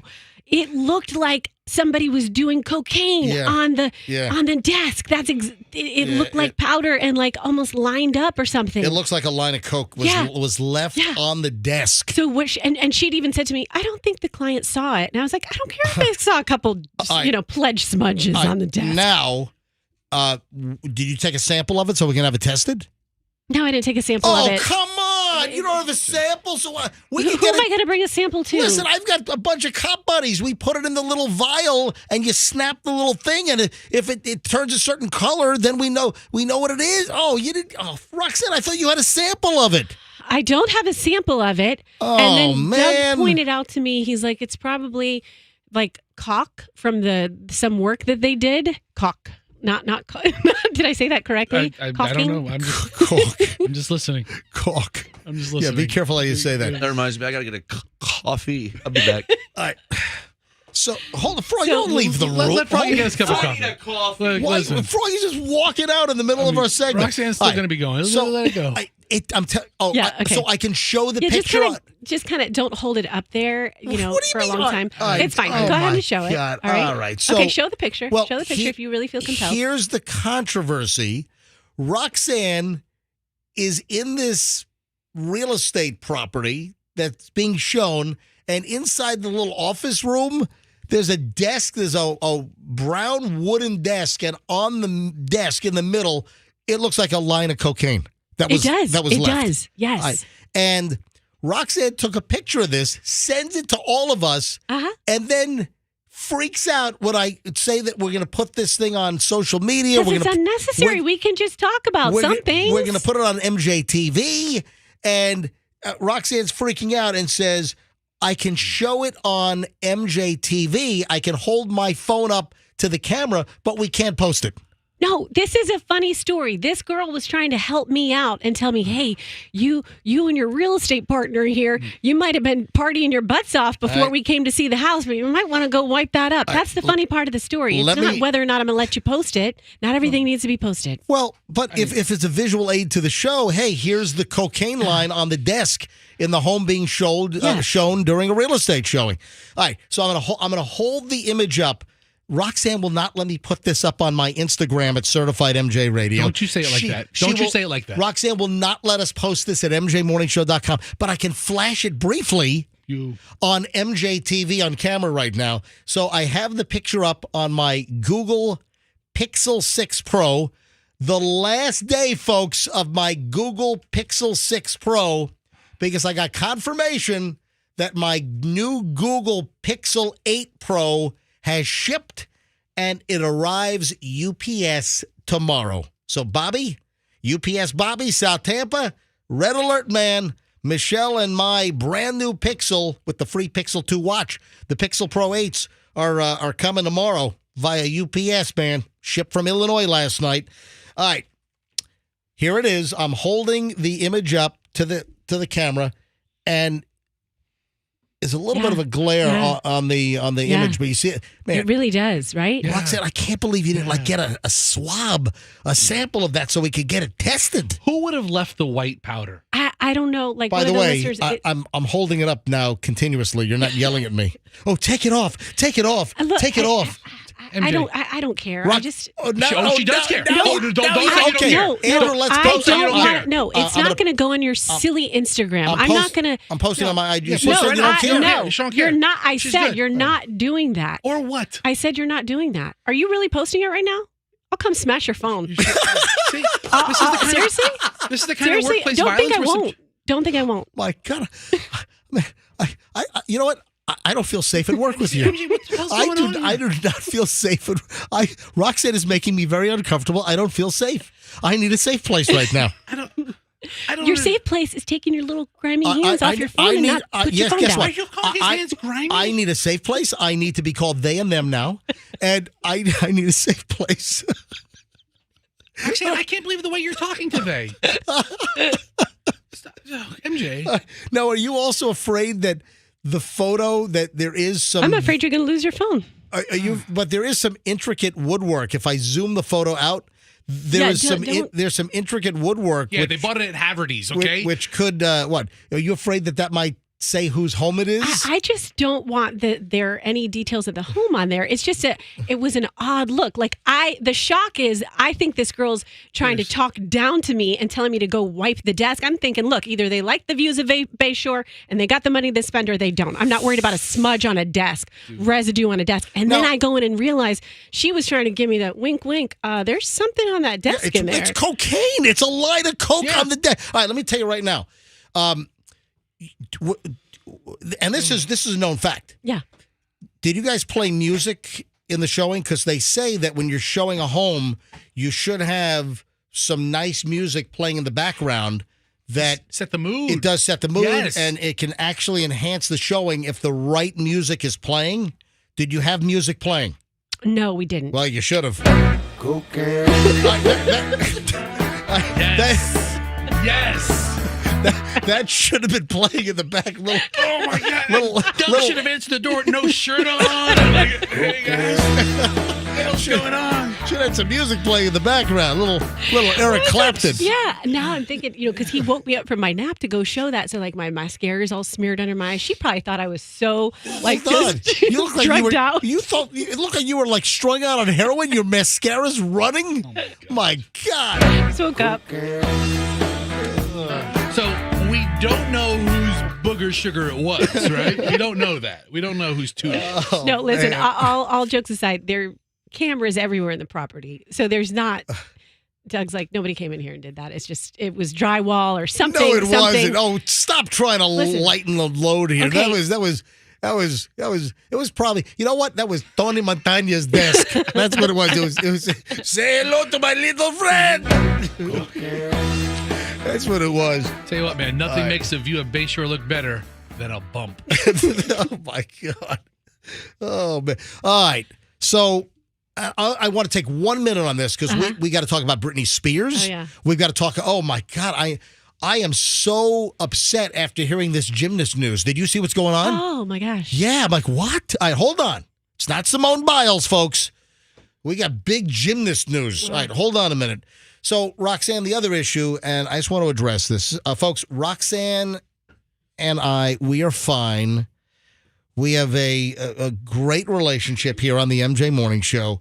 But I was joking with Roxanne yesterday. And Roxanne couldn't sense that it was a joke. And Roxanne kind of melted down a little bit yesterday. And you essentially burned the company down live on the air. So crazy. Roxanne, listen, I needle Roxanne when she walks in late. And, even if she walks in 10 seconds late, like at 6 o'clock. Like some other people around here do as well. But listen, I call Fester out as well. Yeah, you do. I do. In all fairness, I don't think I'm asking too much. I just like for everyone to be here at 6 o'clock when the show opens up and the MJ Morning Show theme music's going, and then it comes to its cold conclusion, and I say, "Hey, MJ Morning Show, welcome, folks." And I got people still walking in while I'm opening the show. It just bothers me, and I just ask the crew to be here on time. So, Roxanne earlier this week, and your emotions are all over the road because you even pointed out, yesterday, how you understood that I and Fester care about you, that you saw our faces on MJTV when you were not here on Monday. When you were not here on Monday and we couldn't get a hold of you. So, folks, if you don't know the story, Roxanne was MIA. Monday morning, we opened the show, no Roxanne. I'm just waiting for her to stroll in, 20, 30 seconds late as we're opening the... No. 5 minutes goes by. 7 minutes goes, no Roxanne. And finally, I'm like, where the heck is Roxanne? So we try to call Roxanne live on the show. It goes right to voicemail. I do it again. Goes right to voicemail. And at this point, we're like, this is not like Roxanne. I check my cell phone. Because if Roxanne is going to be late, my kids demanded 1 million hugs before I left. Why are your kids awake at 5:15 in the morning? Sometimes they just happen to get up and hear me. Whatever. Right. So I was concerned. Because if Roxanne is running late, we get a text. If I'm 10 seconds late, I text you. Guys, I might be 30 seconds late. I'm running late, whatever the story is. We're driving over the bridge and my phone lights up and it's Roxanne with this whole narrative of, okay, guys, so I got stopped at 2 traffic lights instead of just 1. Yeah. So I might be 5 seconds I late. mean, sometimes it is silly stuff like that, but a lot of time it's actually content for the show. Like there's something that happened significant that I wanted. We had no message from Roxanne that she's running late. We try to call. It goes to voicemail twice. So it gets to 6:15. No Roxanne. It gets to 6:20. No Roxanne. I mean, I'm freaking out. And we're legitimately concerned. So Roxanne actually said, I know you guys care about me. And we demonstrated that with our concern. Roxanne, anyway, her phone was unplugged. It went dead. The alarm didn't go off. So that's why Roxanne was 1 hour and 21 minutes late to Monday's show. I think I know what happened a little bit with your psychology, and I've got to say this because I have to tell you, the listeners are not happy about the little trick that you played. Okay. So what I want to tell them... But hold on, I got to explain the trick. So with Roxanne being late, I just pulled a little trick, a little funny, and I'm like, I built it up like, I don't know if I should talk about this. Management wants me to do something. So about this time yesterday, this is what I said, and I revealed that management wants me to keep track of what time Roxanne arrives if she's running late. So almost like management wants me to monitor Roxanne and then report to management what time Roxanne shows up. Well, yesterday morning about this time, Roxanne had a complete and total meltdown. And define meltdown, putting you in your place. You torched the place. No, I spoke the truth. Oh, wow, I spoke the truth. You torched the company thinking that they I didn't torch the company. I gave my job description. I think you said something like, place doesn't care about their employees. I said if they really think that that's something they need to check up on, they don't know who does the work. It was all in fun. I was just joking. MJ, I think it's time we should tell Roxanne the truth. You did tell management. It's actually real. Not. It's actually real. It was. You told management? Rick came to MJ. Yeah, and then he saw the way you reacted, and then Rick tried to backtrack. Yeah. No, I said nothing. What? I said nothing to nobody. Yes. Wait. Let me get this straight. Yes. Let me get this straight. See? It's all You real. went to Rick, No. Rick said, No. keep an eye on her. Yes. Other way around. No, Rick came to him. Rick came to him and said, "Hey, MJ, we need to talk." Look at his nervous laugh. Guys, We need to talk. And MJ goes, boy. "Hey, you know how there's like that little odd sliver of glass looking into the office? No. I walked by as I was trying to steal some Frisbees, right? And I was like, why is MJ in the office? And MJ is like, all I see is MJ just nodding his head like, okay. I'm like, okay. And then he drops this bomb. Oh, my God. I've never even been in Rick's office. All right. Okay. So let me just tell you. That's not true. Fester, why are you trying to? I'm trying to settle things down. Roxanne, and to all the listeners, listen. It was a funny little trick yesterday. It was just plain a little prank. Funny? It was a little prank. Cruel? Yeah, you know what would be a funny trick? I think the equally funny trick would be if I came into work one day and said, listen, management has asked me to stand on that side of the studio. They just want to try things out and see how I sound as the host. Roxanne. Oh, that would be awesome. Well, judging by the last segment, I think we know. Roxanne, if I offended you with my little prank yesterday, I apologize, okay? Clean slate. But Roxanne also has threatened me that she's going to get me back. And I do want to tell you, the listeners, this is what I have to say to them. Yeah. You genuinely cared that I was missing on Monday, and I gave you positive feedback for that. And then I ruined it. And then you took it too far. You're like, oh, okay, cool. So it's a good thing when I show support for Roxanne. I'm going to show support for her by telling her that I had her back against management. But it was a lie. I made a made up story. I made it. It was just a little trick. It was a little prank. That's it. A little internal workplace jab. Oh, I got to do Cash Kitty. Ladies and gentlemen, Fester, hold on to that thought. I'm running 2 minutes late on Cash Kitty. Go. All right, here we go, ladies and gentlemen. My God, can they make that meow any lower? It doesn't even print. All right, here we go. What happened to the Cash Kitty's tail? It got cut off by a garage door. Let's do the Cash Kitty. So here's the word of this hour. The Cash Kitty word is award. Your award of the state. No. It's like it's the word is award, like you win an award. All right, the word is award. Text the word award, AWARD.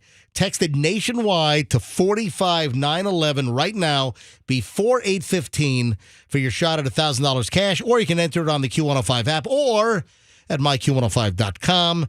The word is award, AWARD. Text it right now nationwide to 45911. Fester, were you going to say something before I get into the gymnast story and Britney Spears and all this stuff? I just wanted to reiterate back on Monday, we were genuinely concerned about you, Roxanne. We were. It came from a sincere place. Yeah. All right. And Roxanne, do you like working with me?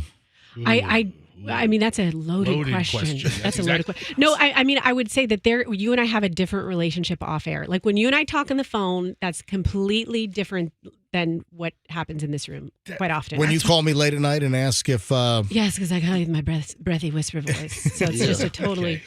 See, that's what you think, but man. Now, Rox, I love this team. I love working with you, and I'm sorry if I played a little prank on you. I'm sorry. Fester's sitting here mouthing he's not your friend. He's not your friend. Yeah, Fester, what are you doing? What's the rule? What's the rule? I don't. What is? Do tell me what the rule is. It's never changed. Well, What? If you don't want to talk about it on the radio, you don't send it to MJ. You don't talk to MJ. I break about the rules around here. Okay, That's what I do. And then you get your ass burned when he's holding up a picture of your cocaine-fueled customer. So the other day remember, I was saying, I adore MJ. And Fester's like, you don't adore him. But yet that's like Nobody something you adores say MJ. about tiny people. Okay, nobody adores MJ. His wife doesn't adore him.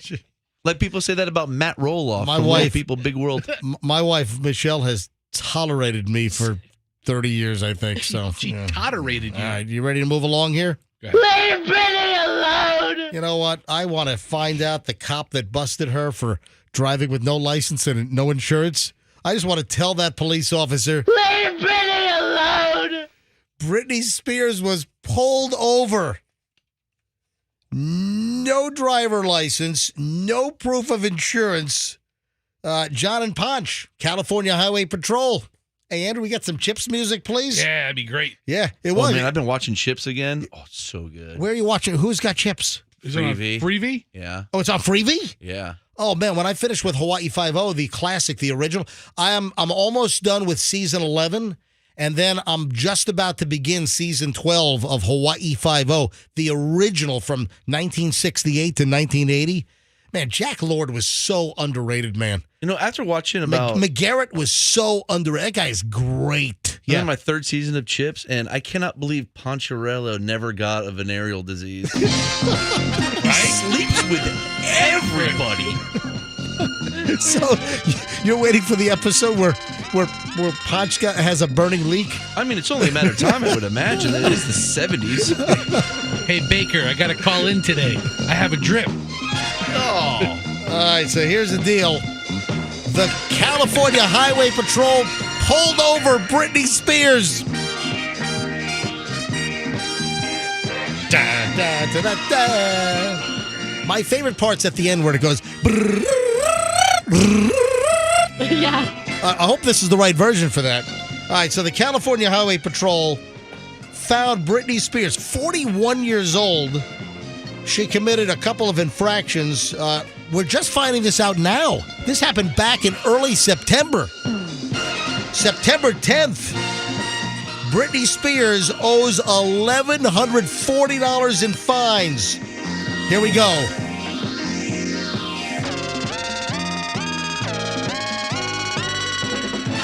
That's my favorite. So, according to court records, Spears was issued a violation for not having a valid license in her possession and a second violation for failing to provide the California Highway Patrol officer with proof of insurance.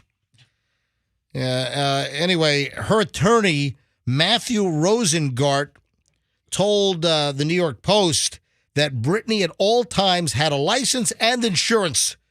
This is the functional equivalent of a parking ticket. Well, she wasn't able to produce the driver license. She wasn't able to produce proof of insurance. The more this stuff happens, don't you think she was better off under the conservatorship deal? Listen, I mean, she's free. She becomes free, and then it's like complete and utter madness for a year. I don't think it's out of bounds or out of line to, and I don't wish this because I feel terrible for Britney Spears. I do believe that Britney has some personal inside the head challenges, and I only want the best for Britney Spears. See, I ought to be the conservator. I only want the MJ is now Britney Spears conservator. I wouldn't be milking her. I wouldn't be stealing and robbing from her left and right. But I do feel bad for Britney Spears, and I think a lot of people feel this way, that with all these little episodes and incidents, her with knives in her kitchen and a bikini and then bandages on her arms and legs like she's cut herself. I mean, a lot of people, including me, I don't know if this ends well for Britney Spears. I think a lot of people are waiting for just terrible news that I hope never. Roxanne, why are you smiling over there? I'm talking about Britney Spears, not making it, and you're smiling. Yeah, because I'm sorry. I'm reading the texts. I'm listening. I have one ear on you, and I have one eyeball on the text. I'm telling you, these MJ Morning Show texts are a massive distraction to you. I'm going to shut them off. Okay, I'm going to yank the computer out of the wall and smash it. I'm totally listening to you. Continue with the Britney. I know all about this. Andrew, what? Was it last year, maybe a couple of years ago, that she ran out of gas in the middle of the road? Oh, that's right. And this was like the 405 freeway, and she's like in the number 3 lane in the middle of the 405, and doesn't she get out of her car and starts pushing it or something? She can't do anything on her own. No, she was in somebody else's car on the side of the road. Right. Just some stranger. Yeah. That's awesome. Yeah, what, a stranger helped? Oh, that's right. A stranger stopped to help her, right? She ran out of gas in the middle of one of the busy freeways. Well, wouldn't you just think if you have Britney's money, and wouldn't you just think you'd always have a driver? Right? She apparently doesn't have that much money. Listen, people like to drive and be independent. Who wants to be chauffeured around? Dude, I would be chauffeured around everywhere. I don't want to Me be too. chauffeured around. I'd be like, Jeeves, bring around a limo. Yep. I don't even want to sit in the back seat of an Uber. I'd rather sit in the front seat of the Uber. I was in an Uber the other day, and the guy was watching Bones, the sitcom. What? Wait a minute. While he was driving. No, Bones is not a sitcom. Or a TV show. like a Bones is a drama. He watched a whole episode while he was driving. Oh, yeah. Bones is a laugh a minute. They're like investigating murders, and they find, Another murder. You're serious? You're driving? Just straight up watching Bones. On what? An Uber? In an Uber, he had a a thing attached to his windshield. Hold on, where it was right a little here. thing. You mean like a cell phone? Yeah, but it was like a holder. Oh, yeah, the suction holder. And it was like holding. It was the windshield mount for a cell phone. He's watching Bones while he's driving. I kind of got into the episode. I've never seen the show before. It's pretty interesting. Hey, can you turn it up? Are you serious? So dangerous. Hey, and I'm pretty sure he's drinking a beer. No, he was. I swear to God, he had it under his sweater, and he took a swig of it at once. And I'm like, what is that? I don't know what that is. Too bad he wasn't watching. Could be watching CSI Miami. That's what I'd be watching. Yeah, exactly. All right, so a couple of other celebrity items here. And, God, I feel bad about this. This is I didn't expect this. Mary Lou Retton Yeah. might do her final pommel horse or whatever. What? Yeah, Mary Lou Retton apparently is on death's door. Mary Lou Retton. Why? She seems like the epitome of a healthy small person. She's got a rare form of pneumonia. Oh, no. This is terrible news. Olympic gold medalist, legendary gymnast Mary Lou Retton is fighting for her life. This is terrible. She's Yeah, in the sad. intensive care unit. She's battling a rare form of pneumonia, according to a Spot Fund account. Is that like GoFundMe? Spot Fund? I've never heard of Spot Fund until I saw the story. I didn't have time to look it up. But apparently she's got no health insurance. Wait a second. I thought everyone had to have Obamacare or something. Not anymore. No. Oh, is that? It's last guy got rid of that. Oh, so you don't. So you don't have to have. I thought you had to have insurance for. All right, well. So just in a responsible capacity in the world, how does she not have health insurance? Yeah, Does she not have some employer or some sponsor now, or some? all this information is coming from McKenna Kelly, who is Mary Lou Retton's daughter. And, of course, Mary Lou Retton was like the star of the 1984 Olympics. So Mary Lou Retton's got to be in her mid-50s. How old is she now? 55. Oh, she's got to be in her mid-50s, and she is precisely in her mid-50s. Mary Lou Retton, 55 years old, one of the greatest one of the greatest gymnasts ever. But certainly in American history. And, she hit big in the 1984 Summer Olympics. What was that? Los Angeles. Los Angeles, yeah, L.A. But when you think of American She Olympic, won 5 gold Yeah. medals. 5 gold medals in the 84 Summer Olympics. And now she's, hooked up to tubes in the ICU in a hospital with some rare form of pneumonia. That's insane. Man. I feel terrible. Hey, she was in that movie with O.J. Simpson. smoking The Naked Gun. The Naked Gun. I think was that Naked Gun 33 1/3 or something? Wasn't O.J. in that? 33. No, it was. That was the name of the movie. I think he was in all of them, Oh, right? great. He was a talented actor Yeah. and slasher. Anyway, I hope that Mary Lou Retton pulls through. I told Michelle this. We're watching. We were watching something last night, and I'm doing my show prep. I'm like, Michelle, Mary Lou Retton could die, and she's like, what? That's crazy. Isn't it crazy, though? You think about, so we're talking about her not having insurance. And if you think about what an Olympian goes through, okay, they got a lot of money from endorsements during their heyday. And then what happens? Tell you what, Mary Lou Retton needs to do an endorsement right now for like I don't know, Aetna. Well, how is she not? Yeah, right. How is she not doing an AARP endorsement? Yeah. If I'm her AARP, hey, let's get Mary Lou Retton as our spokesperson. She's of the age. Now listen, with the AARP, they start sending your stuff in your mid 40s, right? It's like I don't want it. I get AARP, so I rip it up. I light it on fire in the post office. Screw that. I'm joining. All right. So listen, I wish. Well, you're not at 50. Yes. I think you can join AARP when you're 50. He's right there. So, Soon enough. all right, here's the deal. Bumping that line. So, moving along, we wish Mary Lou Retton the best. I hope the hell she pulls through. And they have a spot. What do they call the thing? What did I say it was? What? Hang on. I threw the story. Hang on. They have it's not a GoFundMe. I've never heard of this. Spot Fund. According to a Spot Fund account. Spot Fund. Yeah, to pay for her medical bills because she's got no health insurance. So she doesn't even have the good fundraising. Andrew, hold on. Andrew has a account right now. Do we need to go to like the Jerry Lewis MDA Telethon digital tote board over here? Hang on, man. I think I have that here somewhere. Was that Andrew laughing at Mary Lou Retton's plight? Andrew, No, it was laughing about the tote board. yeah, hang on a minute. I got to find my tote board. Oh no. I think my tote board's around here somewhere. Where the hell's my tote board? Oh man, I can't find my tote board. Where's my We need tote the board? tote. Yeah, I got the tote board sound effects here somewhere because Andrew has the total of how much money. Oh, here it is, ladies and gentlemen. Let's go to the tote board. Andrew, how much money has been raised for Mary Lou Retton's medical bills? Her daughter set up a $50,000 goal, and she's reached $156,380. Oh man, that's big. That's huge. Yep. And I'll tell you what, if you're in the ICU, the bills are going to exceed $150,000. They probably need to raise like at least $500,000. You know what? She was on the Wheaties box. Maybe Wheaties can step forward and like pay her medical bills. Please. How about that? What's Simone Biles? Dude, I was just going to say that. You're a liar. I swear, Simone Biles is raking in the coin. All of her endorsements. Come on, Simone. This is all on your shoulders now.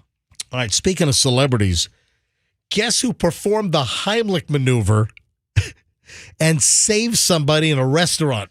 Mary Lou Retton. No, you know what? I'm going to give you a hint. All right, you ready? Yes. All right, let's play a little game here.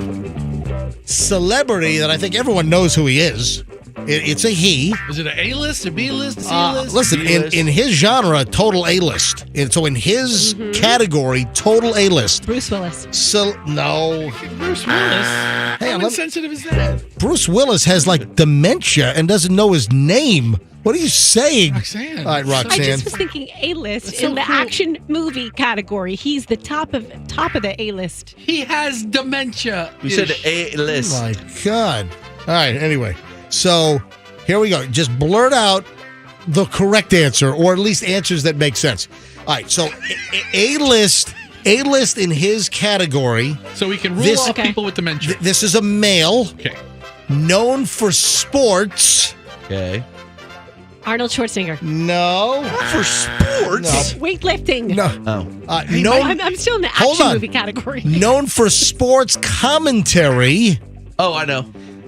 Yes. Joe Buck. No. Look, hey, you're getting warmer. Hold on. Let me give you more clues. Let me give you more clues. Olympics and pink eye Howard Cosell. Howard Cosell's dead. for like 30 years. Bob Uecker. No.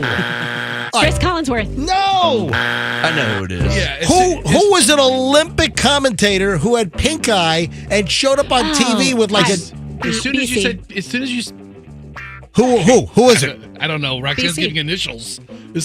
Just give out the name. Who is it? It's the weirdest game show today. It's Bob Costas. Yes. Roxanne's just shooting off initials. Oh, I know. BC. I just said BC because I knew you were going to get yourself so sad if you couldn't say the name. We're just So- trying to get out whole sentences. Bob Costas.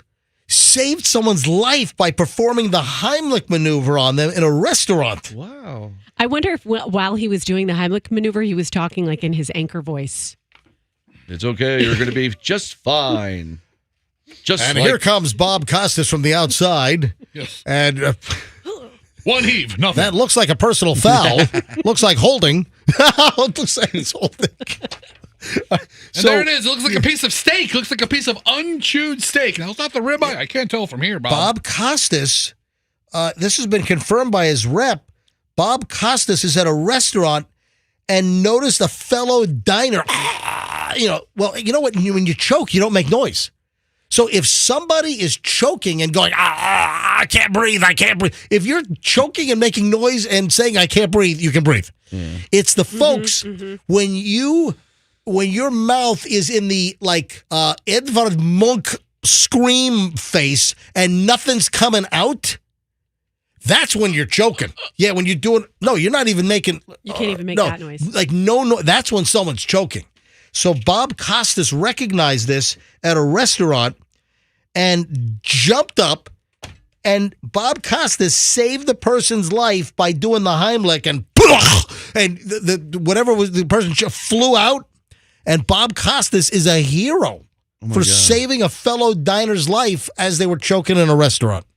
You know what? I bet you it's like the movie Choke, and somebody saw that it was Bob Costas, and they're like, oh my God, I could really be hooked up to Bob Costas for life if he saves my life. I'd really like to meet Bob Costas. Bob! And Bob comes over, and now they're linked forever. If you save somebody's life. Right. Hey, what was that movie Choke? What was that about? That was about the guy who would go to restaurants because he was looking for people to love him. So he would choke himself at restaurants. He would pick somebody in the restaurant. Right. And then he would take advantage of them for like the rest of their life. Did I see? I think I saw. That's a weird freaking movie. It's a funny movie. Oh, speaking of food and things you could choke on potentially in a restaurant, are you ready for the biggest breaking news out of the Villages news? Of course, the Villages is everyone's favorite hometown, right? Or friendliest hometown, right? Florida's friendliest hometown. Florida's friendliest hometown. Well, guess what? We got some breaking news out of the Villages. This is what breaking news is, folks. Let's go to... We got a breaking news update. Fester Dolt standing by. This is an NBC News special report. Special correspondent Fester Dolt in the Villages. All right, so here's the deal. This is seriously, you go to the Villages news, this is breaking news.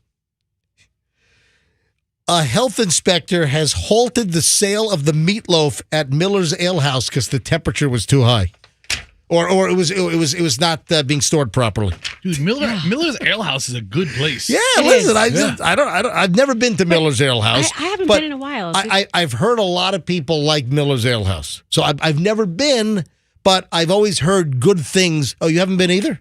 No, I've been, but now that I think about it, did the ones I used to go to close? Because I feel like I haven't seen them in a while. There's one near International Plaza. Is there? In South Tampa, there's one on Fowler. There's a bunch of them around town. Listen, I've always heard good things about Miller's Ale House, but I just thought it was kind of funny that the big breaking news story on the Villages news right now, an inspector halted the sale of the meatloaf at Miller's Ale House in Lady Lake.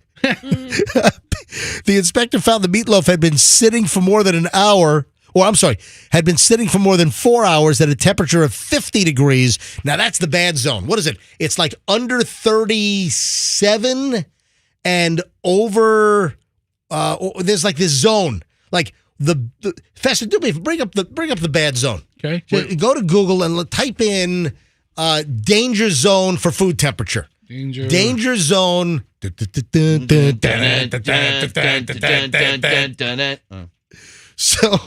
the 40 to 140, that's the danger zone. So you want your foods to be under 40 if they're cold, or over 140 for hot. So between 40 and 140, that is the food temperature danger zone where you could end up like Mary Lou Retton. Okay. All right? Has. All right, she's got pneumonia. She has pneumonia. I mean hospitalized. Okay? MJ. Yes. I'm not 100% sure, Yeah. but I'm What? like 95% sure. Yeah. Speaking of meat and the villages, we missed the story or didn't talk about the story What? about the guy who was busted in the villages last week with like thousands and thousands of dollars of erectile dysfunction pills. You know what? I had the story. I had it. I saw it. I had it in my pile. and now it's a week old, but and now it's almost too late. But then you bring up meatloaf in the villages. When you said meat in the villages, I'm like, okay, he's doing the ED story now. And then you go into meatloaf at Miller's Ale House. I'm like, what the what? Well, listen, bring up the story. I did have it. I think I tossed it because I felt that we were a little too late on the story, and I just didn't. Folks, we do so much preparation for the show, we just can't get to everything. All right, let me type in the search term villages. Yeah, right there. Just click on that. Boner. Okay, here we go. Stop There we it. go. Got it. All right, so man from the village is arrested for intending to illegally sell erectile dysfunction pills. A 77-year-old villager was arrested by the feds, accused of having thousands of dollars worth of illegal pills to treat ED. Erectile dysfunction. ED. You know what? Next year, 2024, we're going to have some electile dysfunction. Yeah, a man used his connections at the villages to make the sales happen. The villages with homes sprawling through multiple Florida counties is considered one of the largest retirement communities in the nation. And this dude was apparently selling tons of erectile. He had a black market. He had a blue market going on. He had $1,800 worth of pills. Right. Wow. All right, Fester, I'm going to go to phones on this.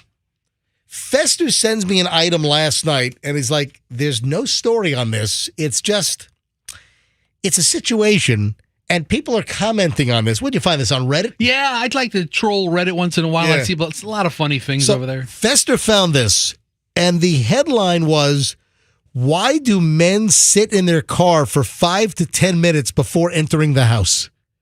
I do that all the time. Am I a man? I mean, I don't think you are. At first glance, I'd say no, but I'd need never know. I'd need an investigation. Yeah. So I don't do this. Sometimes. Well, hang on. I'll tell you what. If I'm on a phone call, Yes. and the phone is connected to the Bluetooth in the car. Now, granted, I can just hit the phone button and disconnect and walk in. But if I'm in the middle, it doesn't happen a lot. When I get home, I typically get right out of the car.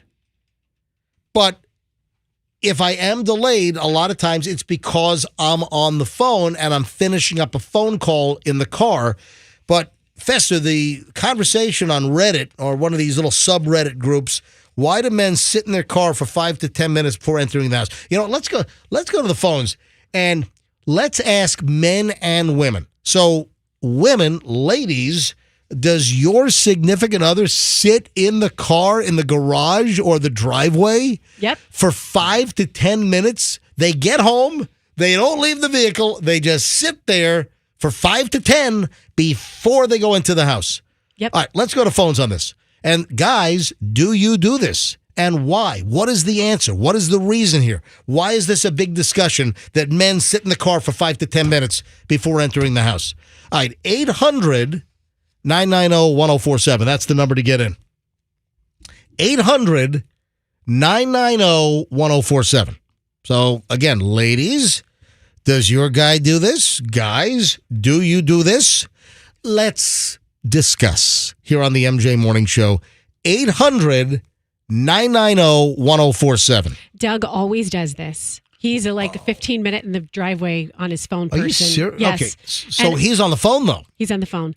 And then I do it as well. And I'm usually on the phone or I'm in the garage eating my food because I like to eat by myself in my car. Or you're just dreading going to see those little monsters running around. No, but the phone thing is a thing for us because you can't have a conversation with the loud children. So you have to wrap your phone call up before you get inside. And then if you do this, do you always feel compelled to if you get caught in your car on the phone, do you always feel compelled to flash it and show the person, look, I'm just talking to I think it's something Cindy. totally different, MJ. It's not always a phone call. I think it's You don't just think so? sitting in silence. I mean, in your case, it might be, but in most cases, I think it's just avoiding the house. Every dreading walk, got to mentally prepare. It's like before you walk out of the tunnel at the game, you can just sit in the. Now, phones are ringing. Every line is ringing. Andrew is screening calls right now. Before I go to phone calls, on this little Reddit post, you have all the responses. So the question that is asked is, why do men sit in their car 5 to 10 minutes before entering the house? And some of the responses are, gotta finish the song, duh. Listen to the MJ Morning Show. Yeah, there you go. Here's another one. Yeah, someone works the overnight shift. They're listening to the MJ Morning Show. The content is so compelling, they can't leave the car before they go in after, they're getting back from third shift. All right, so someone else said Gangsta Paradise on a 4-hour loop. All right, next. They're listening to Once in a Lifetime by Talking Heads. All right, this is cheesy. There's got to be other reasons. How did I get here? When my wife and I divorced, we split the house 50-50. She got the inside. All right. Everybody's a comedian. All right. It's the only place we have to decompress. And that's it, MJ. That's the answer right there. I mean, you're at work. Work is work. Even driving is not exactly relaxing, though you can blank out during it. It's like 12 pages of response. All right, let's go to phones. All right, 800-990-1047. So, guys, why do you sit in the car for 5 to 10 minutes when you get home? And ladies, does your guy do this? Or listen, if women want to I do it. confess as well, Roxanne's confessing that she does it. Let's start with a guy. Let's start with Brian in Palm Harbor. Brian, you're on the MJ Morning Show on Q105. Hi. Hey, good morning. How are you? Doing well. What's the story? Exactly what the last topic that you just said was. It's a decompression moment. I'm a boat and yacht mechanic. Hold on. You said you're a boat. Hold on. You're a boat and yacht mechanic? Correct. All right. Go ahead. Yeah. So obviously a lot of extraneous work, a lot of high dollar products and equipment that I work on and fix. So what's the most expensive yacht you've ever worked on? The most expensive was a 75-foot fishing charter. It was actually $7.5 million. Wow. It had twin D9 diesels in it. So Caterpillars? They were actually the Cummins diesels. Oh, I'm sorry. The D9. I'm thinking of the Caterpillar bulldozer. They make a D9. Yeah. They run the same kind of motors and stuff like that. Yeah, they're big diesel so, motors. Brian, do you decompress every single day? Give or take, yeah. It just depends on the workload. Depends on what. And Brian, are you married? Prices of. Brian, you married? I am, yes. I actually have my 6-year-old. We listen to your show every morning. Awesome, awesome. So, Brian, the question is, and say hi to, what is your 6-year-old's name? His name is Jackson. Jackson. Hey, Jackson. Thanks for listening with Dad. All right, so does your wife say, hon, why are you sitting in the car for 10 minutes in the driveway when you get home?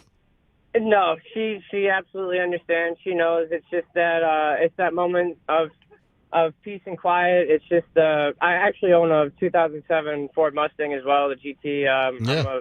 I do my own work, so it's just nice to just sit here and just kind of look at the upholstery and just know that you had a good day's work. And if Froggy needs work on his dinghy, can he bring it to you?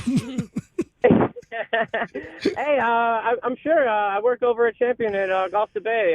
Shout out to them. Awesome. We got some used boats. If you're looking for one, we'll definitely hook you up. Awesome, Brian. Thanks for listening, man. And hey, Jackson. Thanks for listening with Dad. All right, Nathan is in Lakeland. Nathan, you're on the MJ Morning Show. Hi. Hi. Hello. Hello, Nathan. Do you sit in the driveway for 5 to 10 minutes? Yes. So not only do I do it, my dad also does it a lot more than I do, too. Wow. How old are you? With different reasons.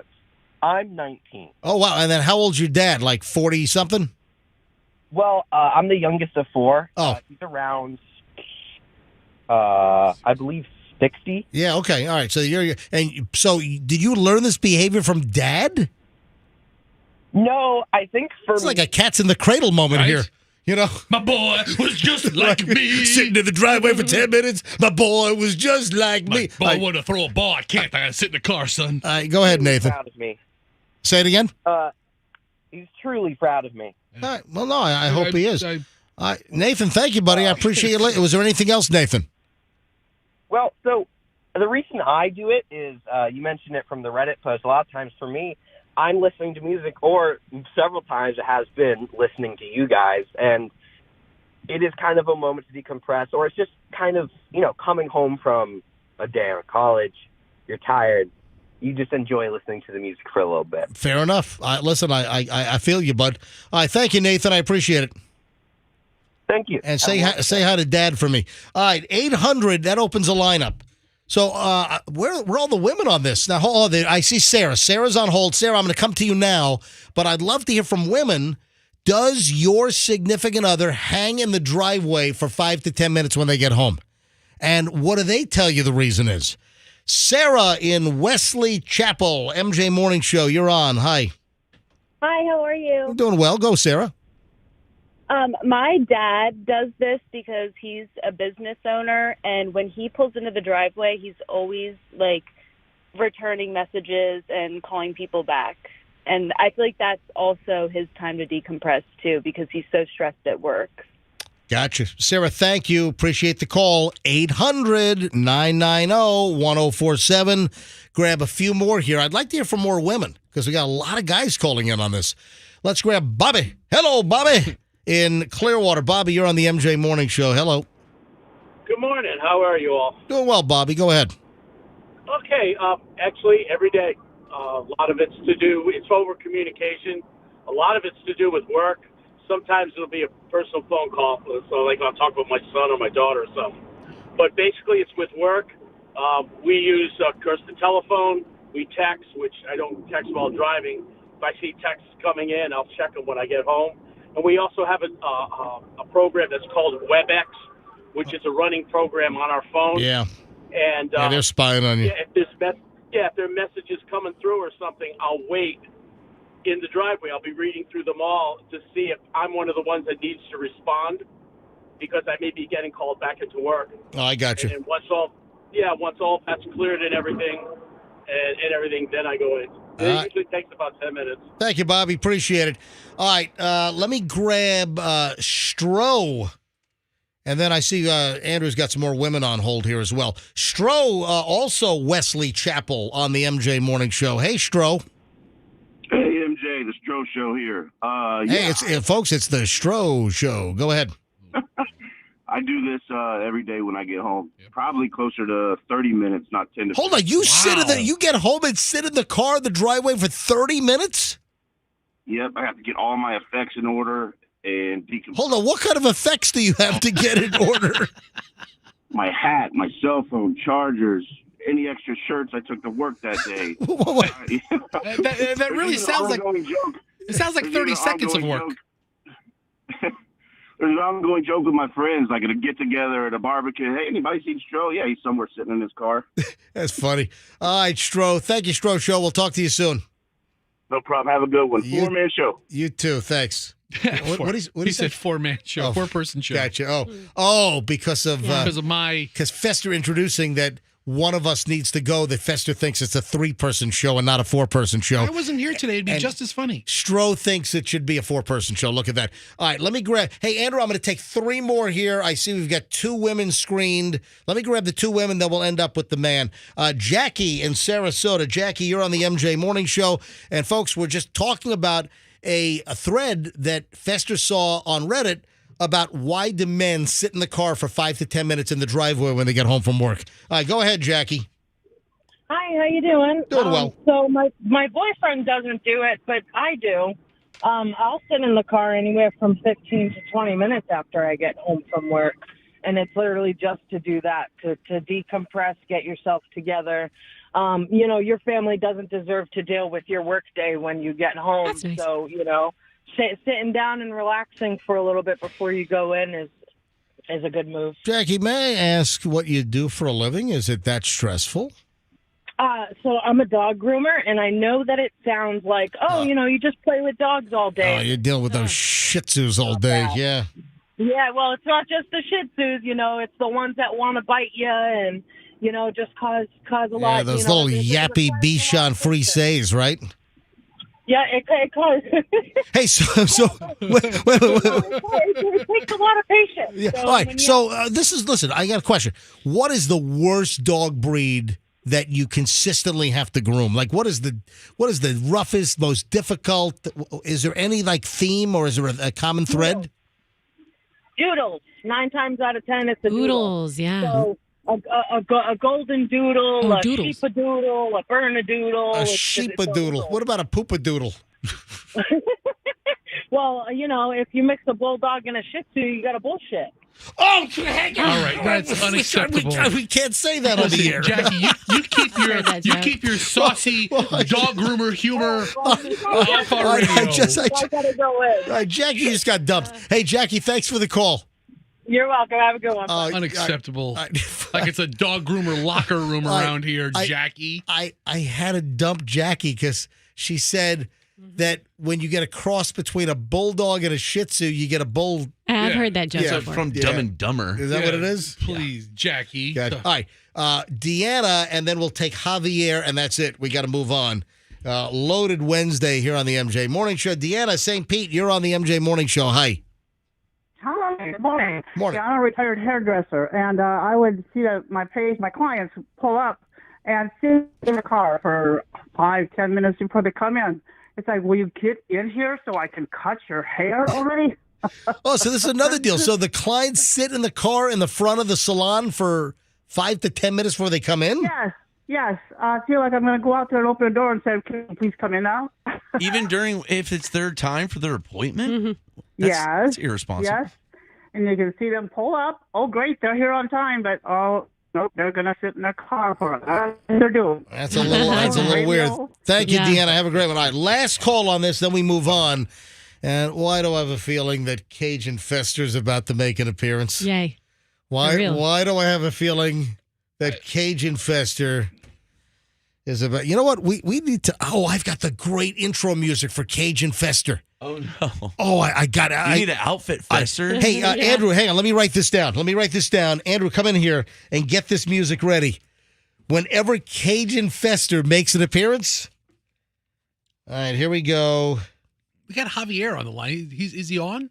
Hang on a minute. Oh, Javier, let me grab him. Hey, Javier, Javier in Palmetto. You're on the MJ Morning Show. Hello.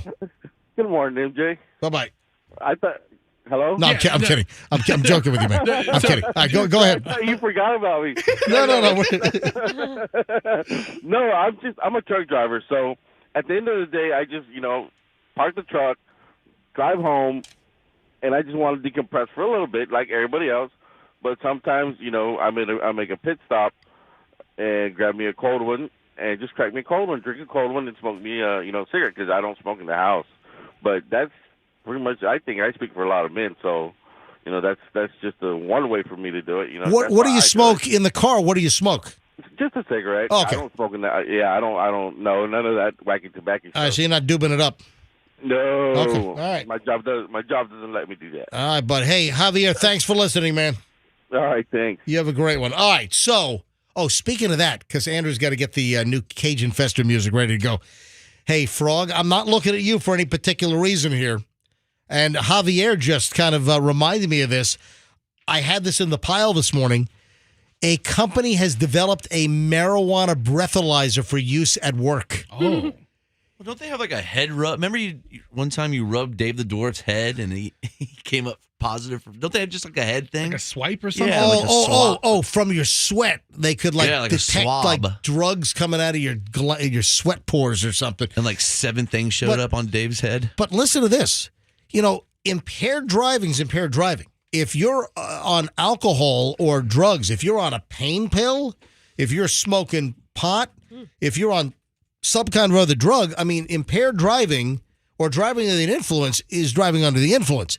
However, what's been lacking is like a test that police use for folks that are all doped up. Hey, listen, you can look at traffic stats and states where recreational marijuana has been legalized, crashes and incidents go up. It is, I'm telling you right now, that is a real deal. That you look at the traffic stats. So listen to that. I wonder if this is going to be put into use by law enforcement.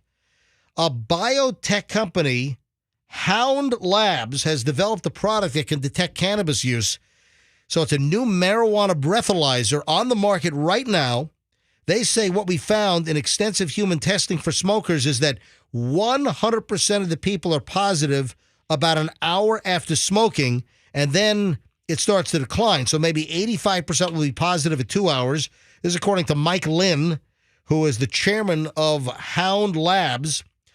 How does it work? A breath sample is taken and preserved, then sent to a lab for analysis.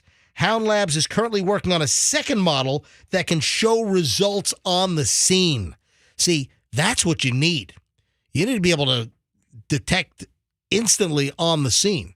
Because I'm telling you right now, I don't want a drunk driver next to me on the road. I don't want a stone driver next to me on the road. Because stone drivers can be very freaking dangerous as well. So, again, they got a test now that it takes a little time to get the results, but they're working on an instant test. You know, I've always wondered about this. How long before there is like a breathalyzer, like at the scene, on the scene, they right? can call the DUI unit out. They give you the field sobriety test. You're doing the walk and talk. You're doing the, the touch your fingertips to your nose, close your eyes, head back, stand up, on one leg, do, heel to toe, blah, blah, blah, do a turn, heel to toe. But if they can just have you, blow into a device like a breathalyzer for alcohol to determine marijuana, as we seem to be on a tear here with not only medical marijuana, like Florida, we're a medical marijuana state. We are not a recreational marijuana state. However, John Morgan's been pushing for years to get Well, no, he pushed for medical. But he pushed for medical. He made a big push. Is he now pushing for recreational as well? I don't know all that. But it's my understanding that recreational marijuana for the state of Florida is going to be a ballot issue on the ballot in 2024. That's my understanding, that it's going to happen. All right. Why might Cajun Fester make an appearance? What's happening? Because he's a hit. Everybody wants to get hear more. yourself a straw hat and some overalls. Cajun Fester just doesn't come out for, smirks and giggles like, because Al Herman. There's a story out about the pest. There's a story out about the best Popeye's menu items. And since it is Louisiana Kitchen, I figured that it would probably be a good idea to get Cajun Fester. So we have a new intro for Cajun Fester, ladies and gentlemen. Love that chicken from Popeye.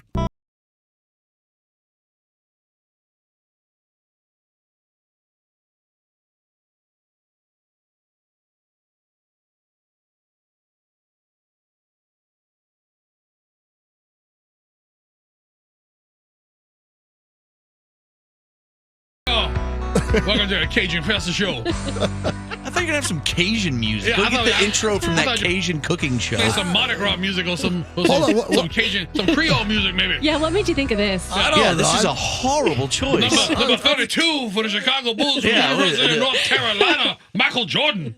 Number 33, Scottie Pippen. Oh, I said number 32. He was number 23, wasn't he? Yeah, Jordan was 23. I got my number wrong. Hang on a minute. I think I might have a better one. All right, hold on. Keep Yeah, talking. and Cajun Fester only likes the basketball team from LSU. Yeah, how about Go Tigers? Go Tigers. And the Pelicans. And the Pelicans, And the yes. Pelicans. We got little Pelicans. I mean, a big Pelicans. All right, I think I have a better intro. Who's the one in States playing this week? So, Fester, I just want to know what you think about the top 5 best Popeyes items according to the story. I know every item at Popeyes. The chicken sandwich, number 5. It's a good chicken sandwich. I ain't gonna lie. It's a good chicken sandwich. Here's the scam of a ding dong on a chicken sandwich.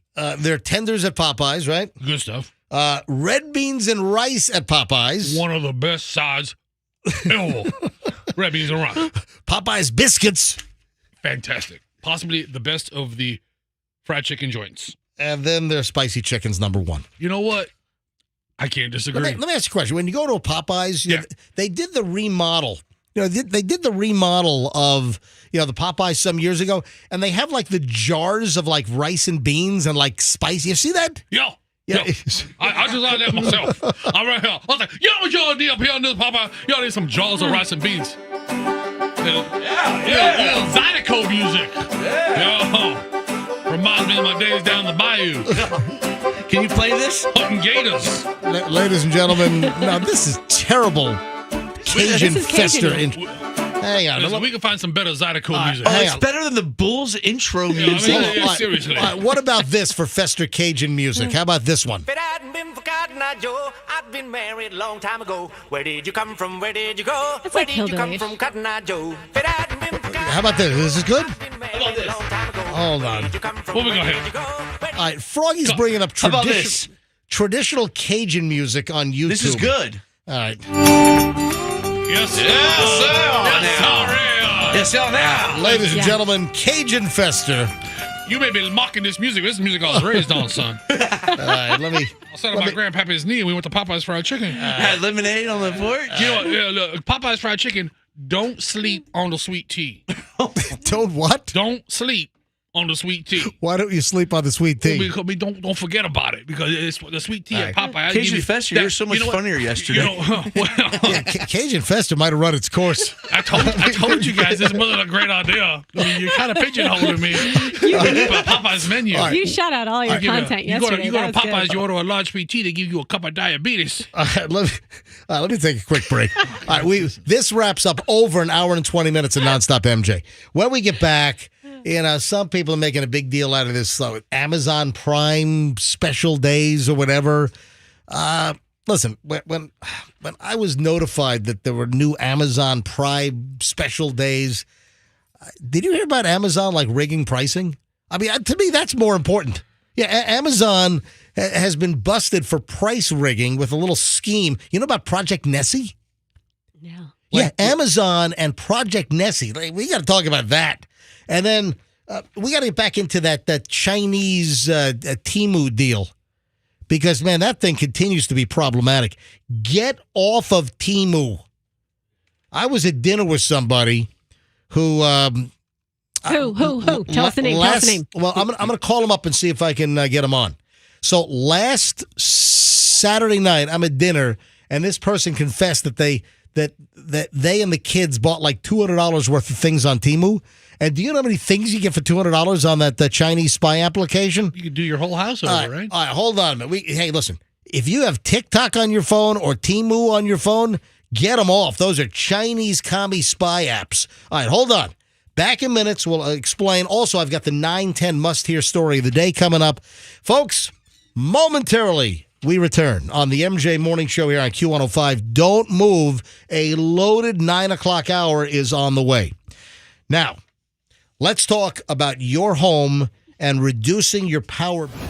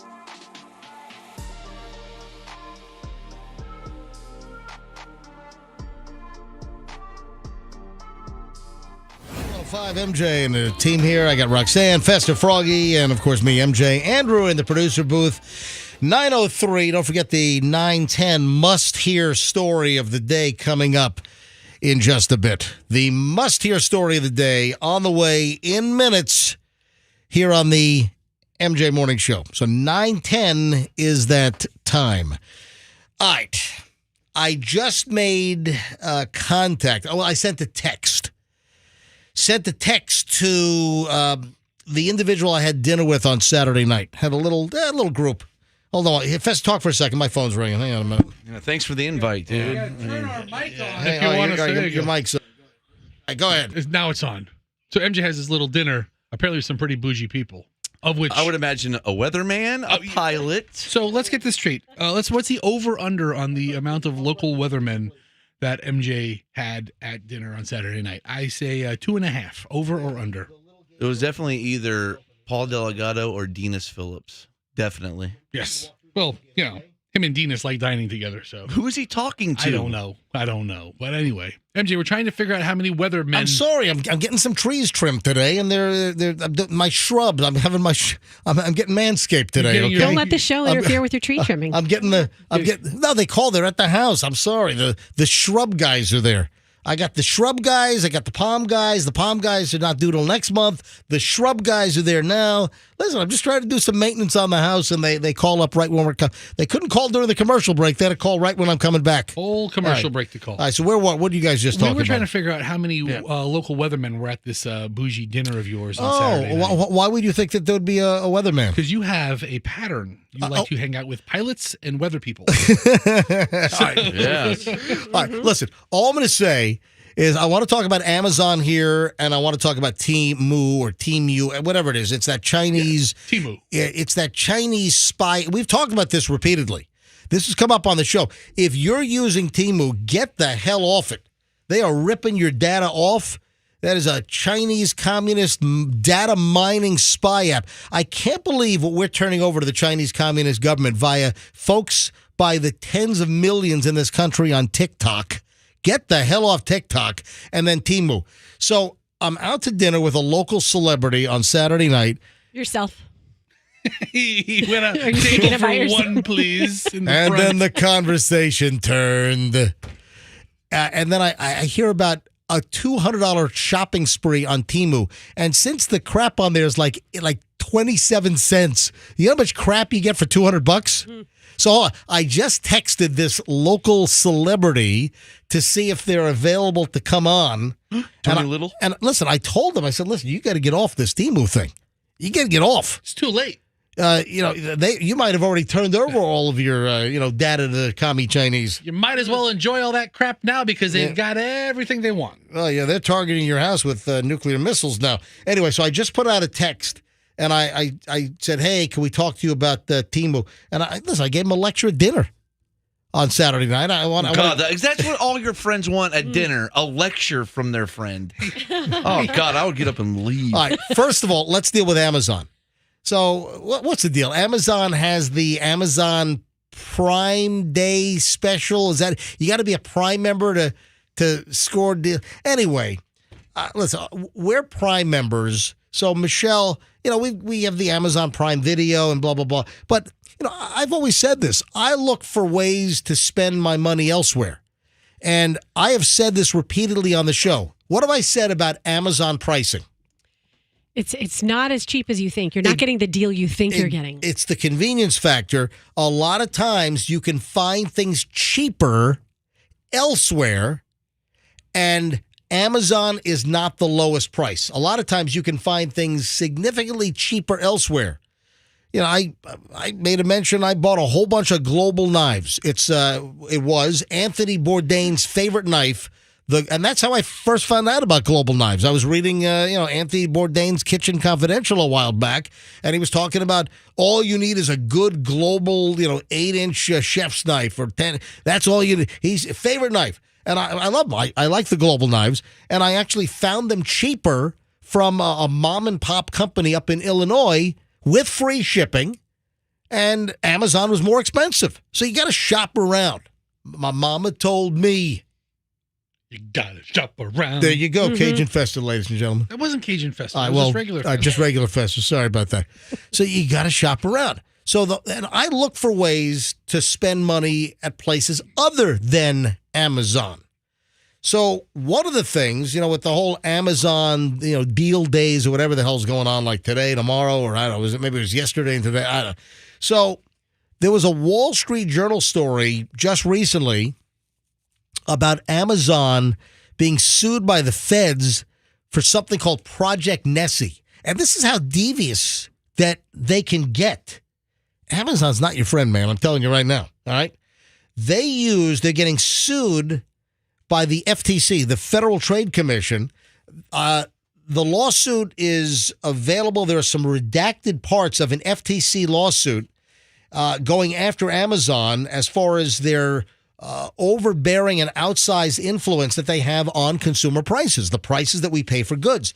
And the claim is that they used an algorithm at Amazon, and the algorithm was codenamed Project Nessie, to test how much it could raise prices in a way that competitors would follow.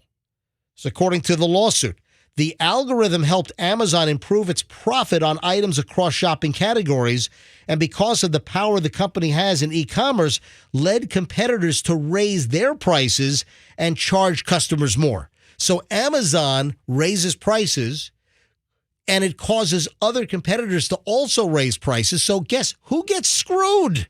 Consumer. We do. Yeah. The consumer gets screwed. According to people familiar with the allegations and the complaint, in instances where competitors did not raise their prices to Amazon's level, the algorithm, which they stopped using, automatically returned the item to its normal price point. So they would jimmy around with the numbers to screw around to extract more money from you and me. Free to be you and me. You're surprised by this? Just listen. And they're a giant. The company also used Nessie. That was the name of the algorithm, the computer software. The program was called Nessie. Yeah, after the Loch Ness Monster. Like the Loch Ness Monster. Yeah, see how high it can go out of the water. The company also used Nessie. I mean, they're even they're laughing at us behind their back, they're laughing at us behind our backs. And they've named their computer program to hose us over for more money. They named it Nessie. Yeah. After the elusive Loch Ness Monster, so, which is not real. So says you. Here comes Froggy. Seen a lot of video and a lot of evidence. Here comes Froggy. I knew I had awakened Froggy from his email scrolling. Just chill out. Over there. Anyway, so the company also used Nessie on what employees saw as a promotional spiral where Amazon would match a discounted price from a competitor such as Target, and other competitors would follow, lowering their prices. When Target ended the sale, Amazon and other competitors would remain locked at the lower price because they were still matching each other, according to a former employee who worked on the algorithm and the pricing team. The algorithm helped Amazon recoup money and improve margins. The FTC's lawsuit redacted an estimate of how much it alleges the practice extracted from American households. And it also says it helped the company generate a redacted amount of excess profit. So just the stuff that goes on behind the scenes, folks, everyone's trying to get one over on us, folks. Everyone's trying to pull a big old wambuki. And then, again, Teemu, not Shamu, Teemu. You're right. I'd rather buy something from Shamu. That's Fester's e-commerce site. I wish. Shamu. What do you think? We only sell whale blubber. Well, all right. So I'm going to hold off on Teemu because, again, what prompted this, I also saw a story recently in the last couple of days that Amazon, their biggest competitor now is Teemu. And guess what? Teemu gets a really bad grade from the Better Business Bureau. I bet they do. Yep, Teemu is getting hosed by the Better Business Bureau. Now, as far as the Chinese Data Extraction Bureau, they got an A++++++. Number one. All right, I'm going to hold on to this because I'm going to try to get the local celebrity that I was referring to that I'm trying to educate to get the hell off Teemu. I'm going to see if he's available to talk to us in a few minutes. So maybe I missed this, but why is he on Teemu? What's he doing? I guess, no, the kids discovered it and they were having fun and they bought like $200 worth of stuff on Teemu. Gotcha. And $200 on Teemu. I think like a 45-foot moving truck shows up at your house for $200. And, and that's all part of the gimmick. I'm telling you, they're offering all this cheap crap because the Chinese Communist government, they're just sucking all this data and they're stealing information from Americans. You give them access to your phone, they can go into your photos, your contacts, they can get into your banking information. It's like, get the Teemu app off your phone. Don't use it. All right, so my 9:10 must-hear story of the day here at 9:13. So the must-hear story of the day is as follows, and this is just ludicrous. This is ridiculous. Has to do with your pet. And listen, we love our pets. Hey, I just spent $1,300 getting our dog's teeth cleaned. Oh, it's a rip. $1,300. Gingivitis is dangerous for canines. Tell you what, the dog's teeth are all sparkly. Now, they're put under, so they get anesthesia, and Gatsby seems to be bouncing back. This was already done on Monday, so they still seem kind of zoned. And it depends. Okay, continue. But not that long. Thank you. All right, so our male dog is Gatsby, and Gatsby a little lethargic for a little longer than I remember when they put a dog under anesthesia, but Scout, our female, she's acting weird still. She's like out of it. Yeah, but I mean, I hope like the anesthesia. I hope it didn't like rewire her brain or something. How many days ago was it? Monday was the teeth cleaning. Monday at about 11 a.m. Yeah, hopefully she's doing better. Today. I thought you meant last Monday. Yeah. No, Monday this week. But still, I can see that. That's fine. But what do you mean it's fine? It's like 2 days later and they're still acting a little strange. Strange as in how? Michael Jackson did it every night and he was fine. Yeah. Anyway, so just weird, climbing under stuff that just seems timid and afraid. And she's giving us a glare like, what did you do to me? You drugged me, Daddy. Yeah. All right, so this is a story about our pets. And as I was saying, we just spent like $1,300 to have both of our dogs' teeth cleaned. So this is ridiculous. There's a private jet service now to shuttle rich people's dogs around. I'm surprised it hasn't been here before. What the? Are you kidding me? Sounds awesome. There is a new company, and they just ran their first flight from Dubai to London. Whoa. $10,000 one way, and somebody paid this company $10,000 to carry their dog on the airplane. The dog and the dog only on a private jet, not in a cage, in a cargo hold, on the jet. The dog, I guess, just walking around, getting served, I don't know, like, what kind of food do you get catered if you're a dog? Pate. I mean, do they have a chef make up a meal, or are they just dumping some kettle ration out of a can or whatever? This is ridiculous. $10,000? And to a private jet service for dogs. Now, I guess there are options. You can travel with your dog on the jet, or they are having people booking the jets just to bring their dog from point A to point B on a private freaking jet. That is ridiculous. And a necessity. Yeah. What do you mean? The name of the company is Canine Jets. People need their doggies. Yeah, I mean, if you're rich. I'm super crazy rich, and I'll spend 2 weeks somewhere and 1 week without the dog and bring the dog the second week. What's the big deal? Glenn Beck flew a cake. Oh, that's true. What the hell? A cake. That's a cake alone. That's true. We heard that Glenn Beck chartered a plane to fly a cake from Tampa. It was Cake Girls. I mean, it's well deserved. The fabulous work from the Cake Girl. She's amazing. Yeah. Well, you're good when your cakes get private jets to their party destination. There you go. I'm sorry. A private jet company to shuttle your dog around, that is ridiculous. Oh. Hey, man. Heads My up. favorite saying, it is what it is. Why does it is what it is have anything to do with that story? It is what it is. It is what it is. Listen, if you got the money, honey, I got the time. I'll carry your dog around for 10 G's. Call me honey. Yeah, I always call you honey. A guy sold his dead mom's ashes on Facebook for $30 and somebody actually bought it. There are creeps who will buy that kind Oh of my God. A guy put his mom's ashes on sale on Facebook Marketplace for $30 and somebody bought it.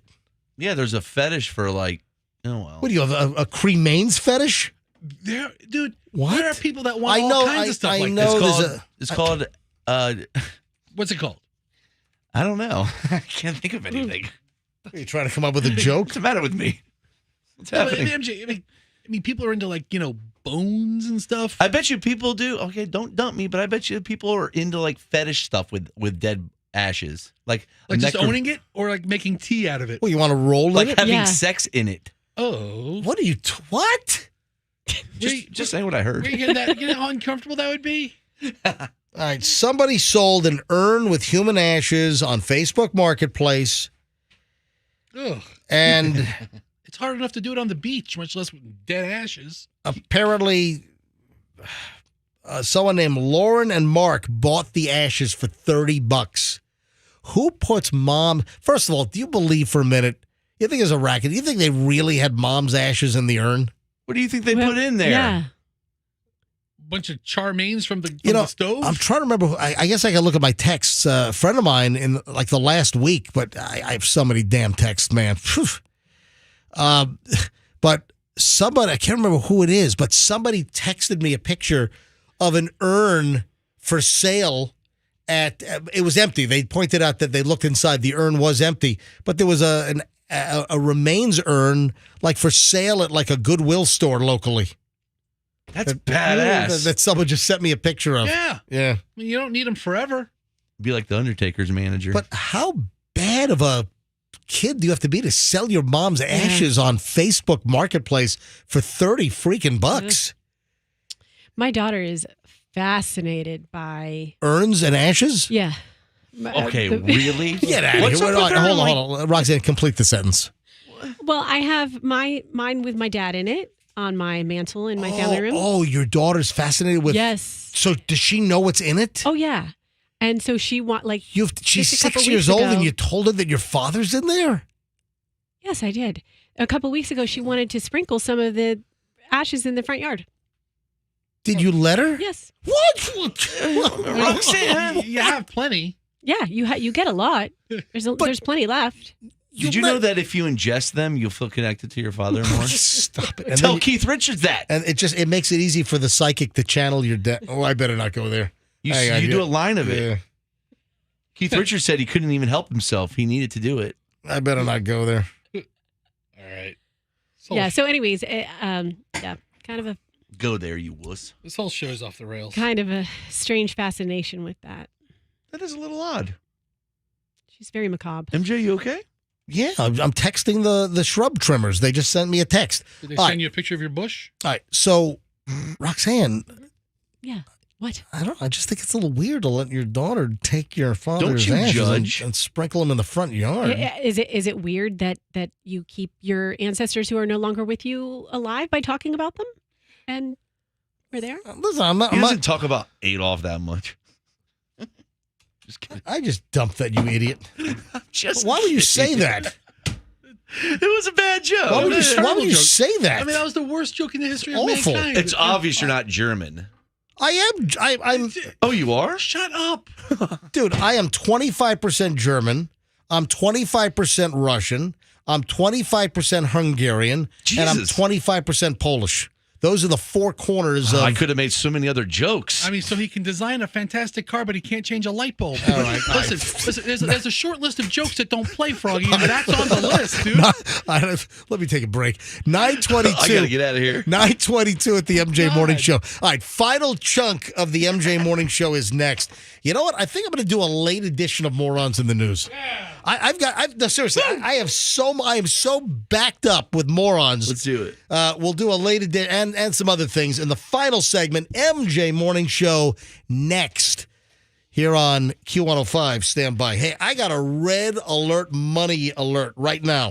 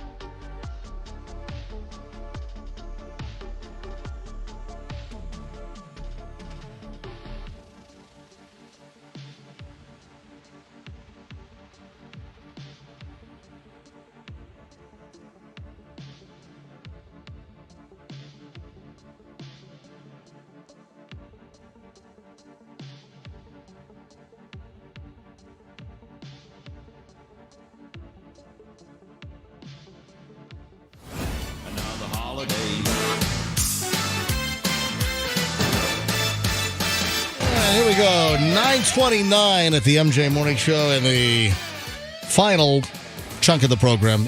To me, this is the best segment of the entire show, hands down. Fester is nodding his head in complete and total agreement right now. Yes, I am. I'm a big fan of the last segment of the show. All right, I was stopped earlier today, and this might have turned me into a moron in the news. I was stopped earlier today by our producer, Andrew. I was about to blurt out the big announcement for the big press conference tomorrow at Ray J at 1 p.m. You know, the mayor's involved. I think the president's flying in. I think. Yeah. President Biden will be here. Yeah, I think everyone's going to be flying. Big announcement. 1 p.m. tomorrow at Ray J. Big press conference. And I guess I was about to blow it all and, just do the reveal, kind of a day and change early. But I was stopped. And Andrew reminded me of potential repercussions. So you're telling me nobody's going to leak this before the mayor spills the beans tomorrow? Because if we know, listen, I'm sure it's. We know, a lot of people know. I'm sure it's leaked out. Okay. If I know, there's never been information that I've known that nobody else knows. If I know, then write it down so I know. I won't say anything. I swear. I don't trust you. I can't do it. Hey, you want to hear something weird? Moving along here, Jada Pinkett Smith revealed that she and Will Smith were separated for 6 years before that slap at the Oscars. They've always had a really weirdo, different arrangement. Weirdo. I mean, she ran around on him, right? Yeah, I think they're like swingers or something. I think they're open to a lot. Yeah, they have an open relationship, I think. And open slaps to Chris Rock's head. Yeah, page 6 this morning. Jada Pinkett Smith revealed that she and Will Smith had been separated for 6 years before that famous 2022 Oscars slap, where he got up and slapped Chris Rock in the mug. Yeah, we're still figuring it out. So wait a minute. She does an interview with People magazine, and this revelation comes out 6 years into a separation. They're still trying to figure it out. I have a question. Doesn't she do that Red Table show? Does she still do that? What is it called? Red Table on Red Table Talk? Yes. Something like that? Wasn't she very, she comes across as like very open on that show, talking about her problems, but she never brought that up during the run of Red Table, right? I think she did talk about Did her. She slept with that one dude. I think he talked about marital woes, but didn't talk about them living in completely different houses. I forget the details, but yeah, there's like just a weird situation in that whole relationship, and now it turns out that it's even weirder that they've been separated for 6 years prior to the slapback last year in 2022. Wow. You know what's funny is he goes to a place, in the Bahamas, and she's never been with him. So that makes sense because they're not together. Oh, so Roxanne seemingly just caught herself and stopped from giving out more. I just said, why? No, I just said that. You just edited yourself. Yeah. You were about to say something else, and you just pulled yourself back. What happened? All I said was there's a resort that he goes to. What resort? It's called Albany. Oh, that's the place where you go. And it's very known that he goes there, and a lot of people do because it's like Justin Timberlake is one of the Is that where that residents. where that FTX weirdo and his former wood chewing girlfriend Sam Bankman-Fried? Yeah, and Minnesota Gophers. Yeah. Oh, by the way. Yeah. Did you see the? Oh my gosh, What? MJ, I sent What? this to you. What? Did you see the court rendering the sketch of her? Did you see Does it? she look like the Buc-ee's logo? I did not. Why didn't you read my prep? It's the craziest thing I've ever seen. I did. Well, show it to me. What? Okay. So hold wait, on. you're saying the courtroom sketch?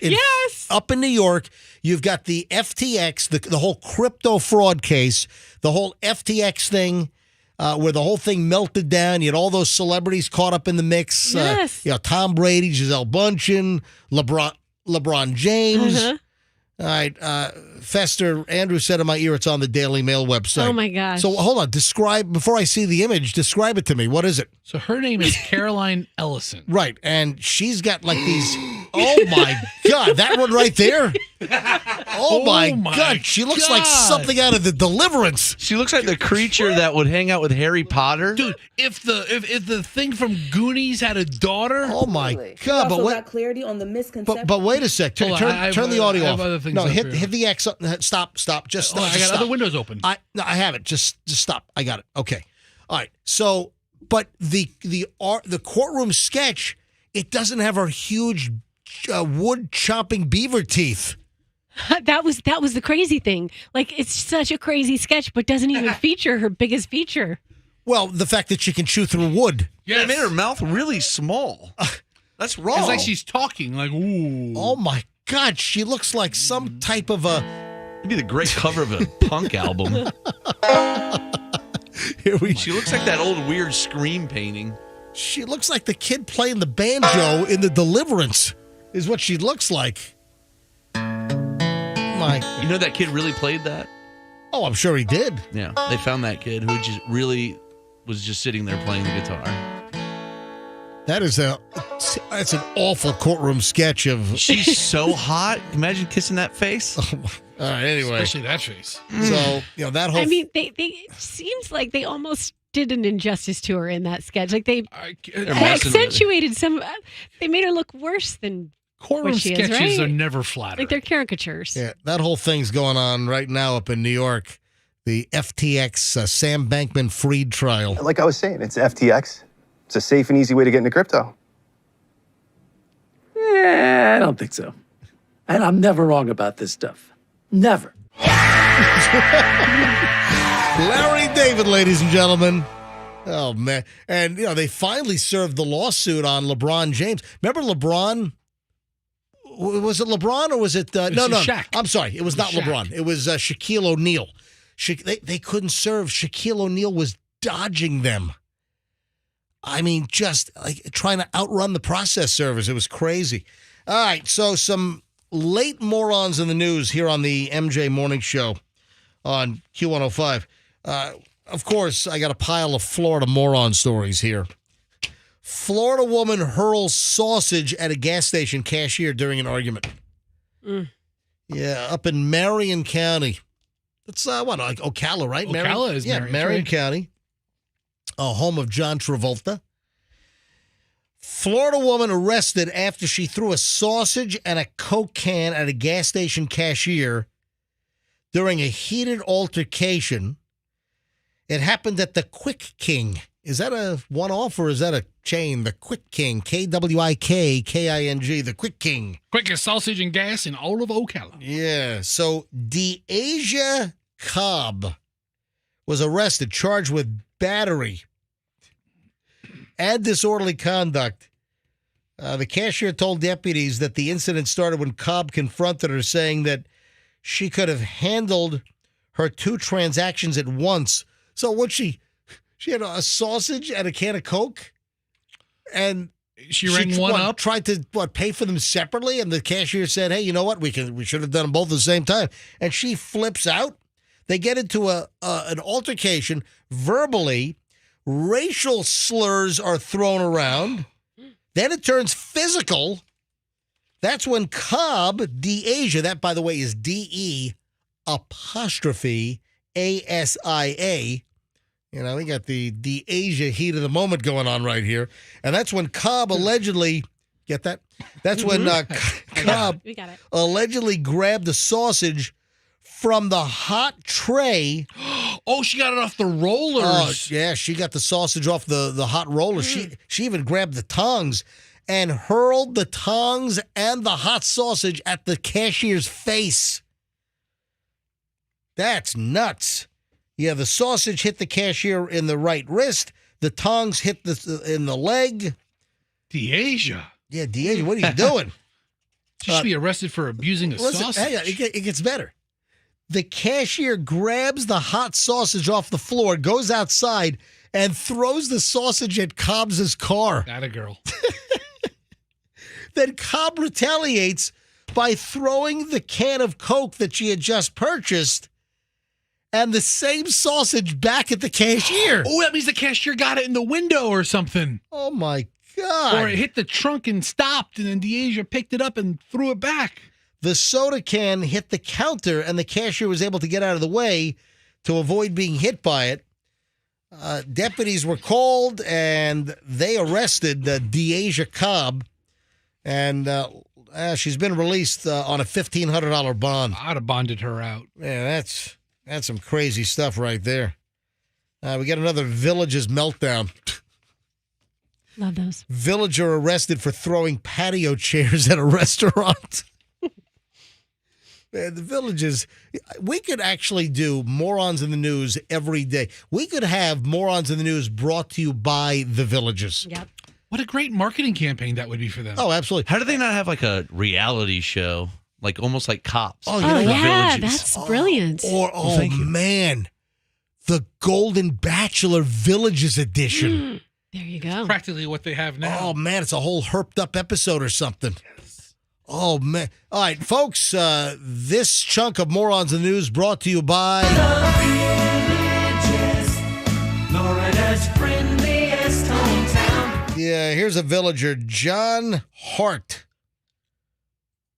Peter John Hart, 54, was at a restaurant in the Villages. This is Monday, earlier this week, as it was closing down. He had been permanently banned from the restaurant for some other, I guess, unseemly activity. The name of the restaurant was not included in the Sumter County Sheriff's Office report. They tried to tell him, we're closing, please leave. He's not supposed to be there in the first place. He starts picking up patio chairs and throwing them at employees. Oh, my God. This guy. And there's no word on what he was originally banned from the restaurant for? Oh, my God. He was arrested on charges of battery, trespassing. So he's already been trespassed. So they were able to get him on a trespassing charge. He was already banned from the restaurant and had a trespass notice or a warrant, whatever they do, against him. So he was trespassed from appearing at this restaurant. This guy's a youngin'. Right. Begins throwing patio furniture at the employees. Can you imagine? Oh, what a total complete mess. Oh, incidentally, don't be a Florida Mega Millions moron. You know what that is? What is a Florida Mega Millions moron? Come on, guys. Okay. Somebody who spends their whole paycheck on tickets. No, not what I'm looking for. Someone who dumb guess. had a ticket, but then they put it in their back pocket and washed their pants. So now they can't tell. Yeah, you're pretty close Really? there. Yeah. How about that you won and you have not come forward? The cash option's about to expire in days, so you have to make a decision. Remember, when you win one of these multi-state lotteries, or if it's the regular Florida lottery, when you do lottery and you win in the state of Florida, you have to choose whether you want the cash option or the annuitized payout within 60 days. And, well, this was not a massive win. Well, listen, not massive when you look at the fact that Powerball for tonight's drawing is $1.73 billion. This was a $36 million Mega Millions ticket, which I don't even remember this one. But there was a $36 million ticket purchased on August 15th over in Jacksonville. And it was sold at a Publix on Roosevelt Boulevard in Jacksonville. And according to the Florida Lottery, they have 60 days to determine whether they want the cash payout of the $36 million or whether they want the annuitized payment. So the deadline is the 15th. What's today? Today's the 11th. 4 days. So I'm sorry. Tell me the original sale date. How long? August 15th. Okay. So September 15th to October 15th. Okay. So we're 4 days away, and no one's come forward. And this always leads you to believe. Now, this is not a massive, massive number. Now, the folks that have won a fortune, like that Edwin Castro, yes, the dude that won the $2 billion Powerball in California last November, he waited until February earlier this year to come forward. And I guess he was getting his ducks in a row, whatever. You know, some states you can remain anonymous forever. And if you live in a state, if you win the lottery and you're in a state where you can stay anonymous forever and you don't, you're an absolute moron. But also, you look at this $36 million ticket. You know, I would think that you can get your affairs in order within 60 days. The clock's ticking. This makes you wonder if somebody has no idea they won. Sounds like it. You know? Mm-hmm. You know, now, you have 180 days total. So you've got 6 months to come forward. But if they don't choose between cash or annuitized, then it automatically reverts to annuitized. And I would think on $36 million, you'd want all that money up front. I mean, you'd want to take that money and have it work for you. Mm-hmm. Yeah, you know, get that money right away.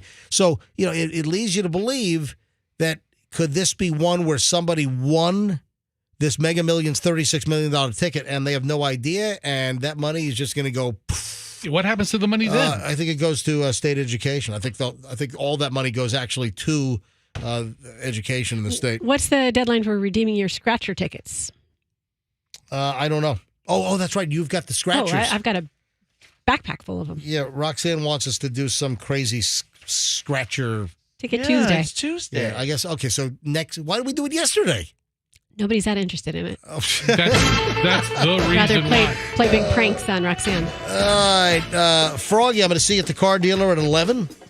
Yes, sir. Yeah, I'm going to I'm pumped. I have a client meeting right now. I'm going to a car dealer. Hopefully we'll be getting them on the MJ Morning Show as my domestic advertising partner here on the MJ Morning Show. So I'm headed to a fine local domestic auto dealer. Can you say the name? And, well, probably tomorrow. Okay. And then Froggy could be buying a vehicle from them because they actually sell it's a Ford dealer. And Froggy's really interested in the F-150 to replace his pickup truck that was totaled by that lady on Hillsborough a couple of Saturdays ago. That's right. Yep. All right, 6:46, folks. We got to roll. Hey, would you like a pair of tickets right now to Party on the Plaza at the Mahaffey Theater featuring No Filter? You know what's right? We don't have a filter around here a lot of times. Yeah, we're the original No Filter. All right, let's go to phones and take caller number 21 right now, 800-990-1047. If you want the tickets to Party on the Plaza, caller 21, 800-990-1047. Folks, have a fantastic day. If you need to drop me an email, I'm MJ at mjmorningshow.com. And, of course, you can get a hold of me on Instagram. My DMs are open. And give me a follow at Certified MJ Radio, folks. We'll see you tomorrow, and let's be careful out there.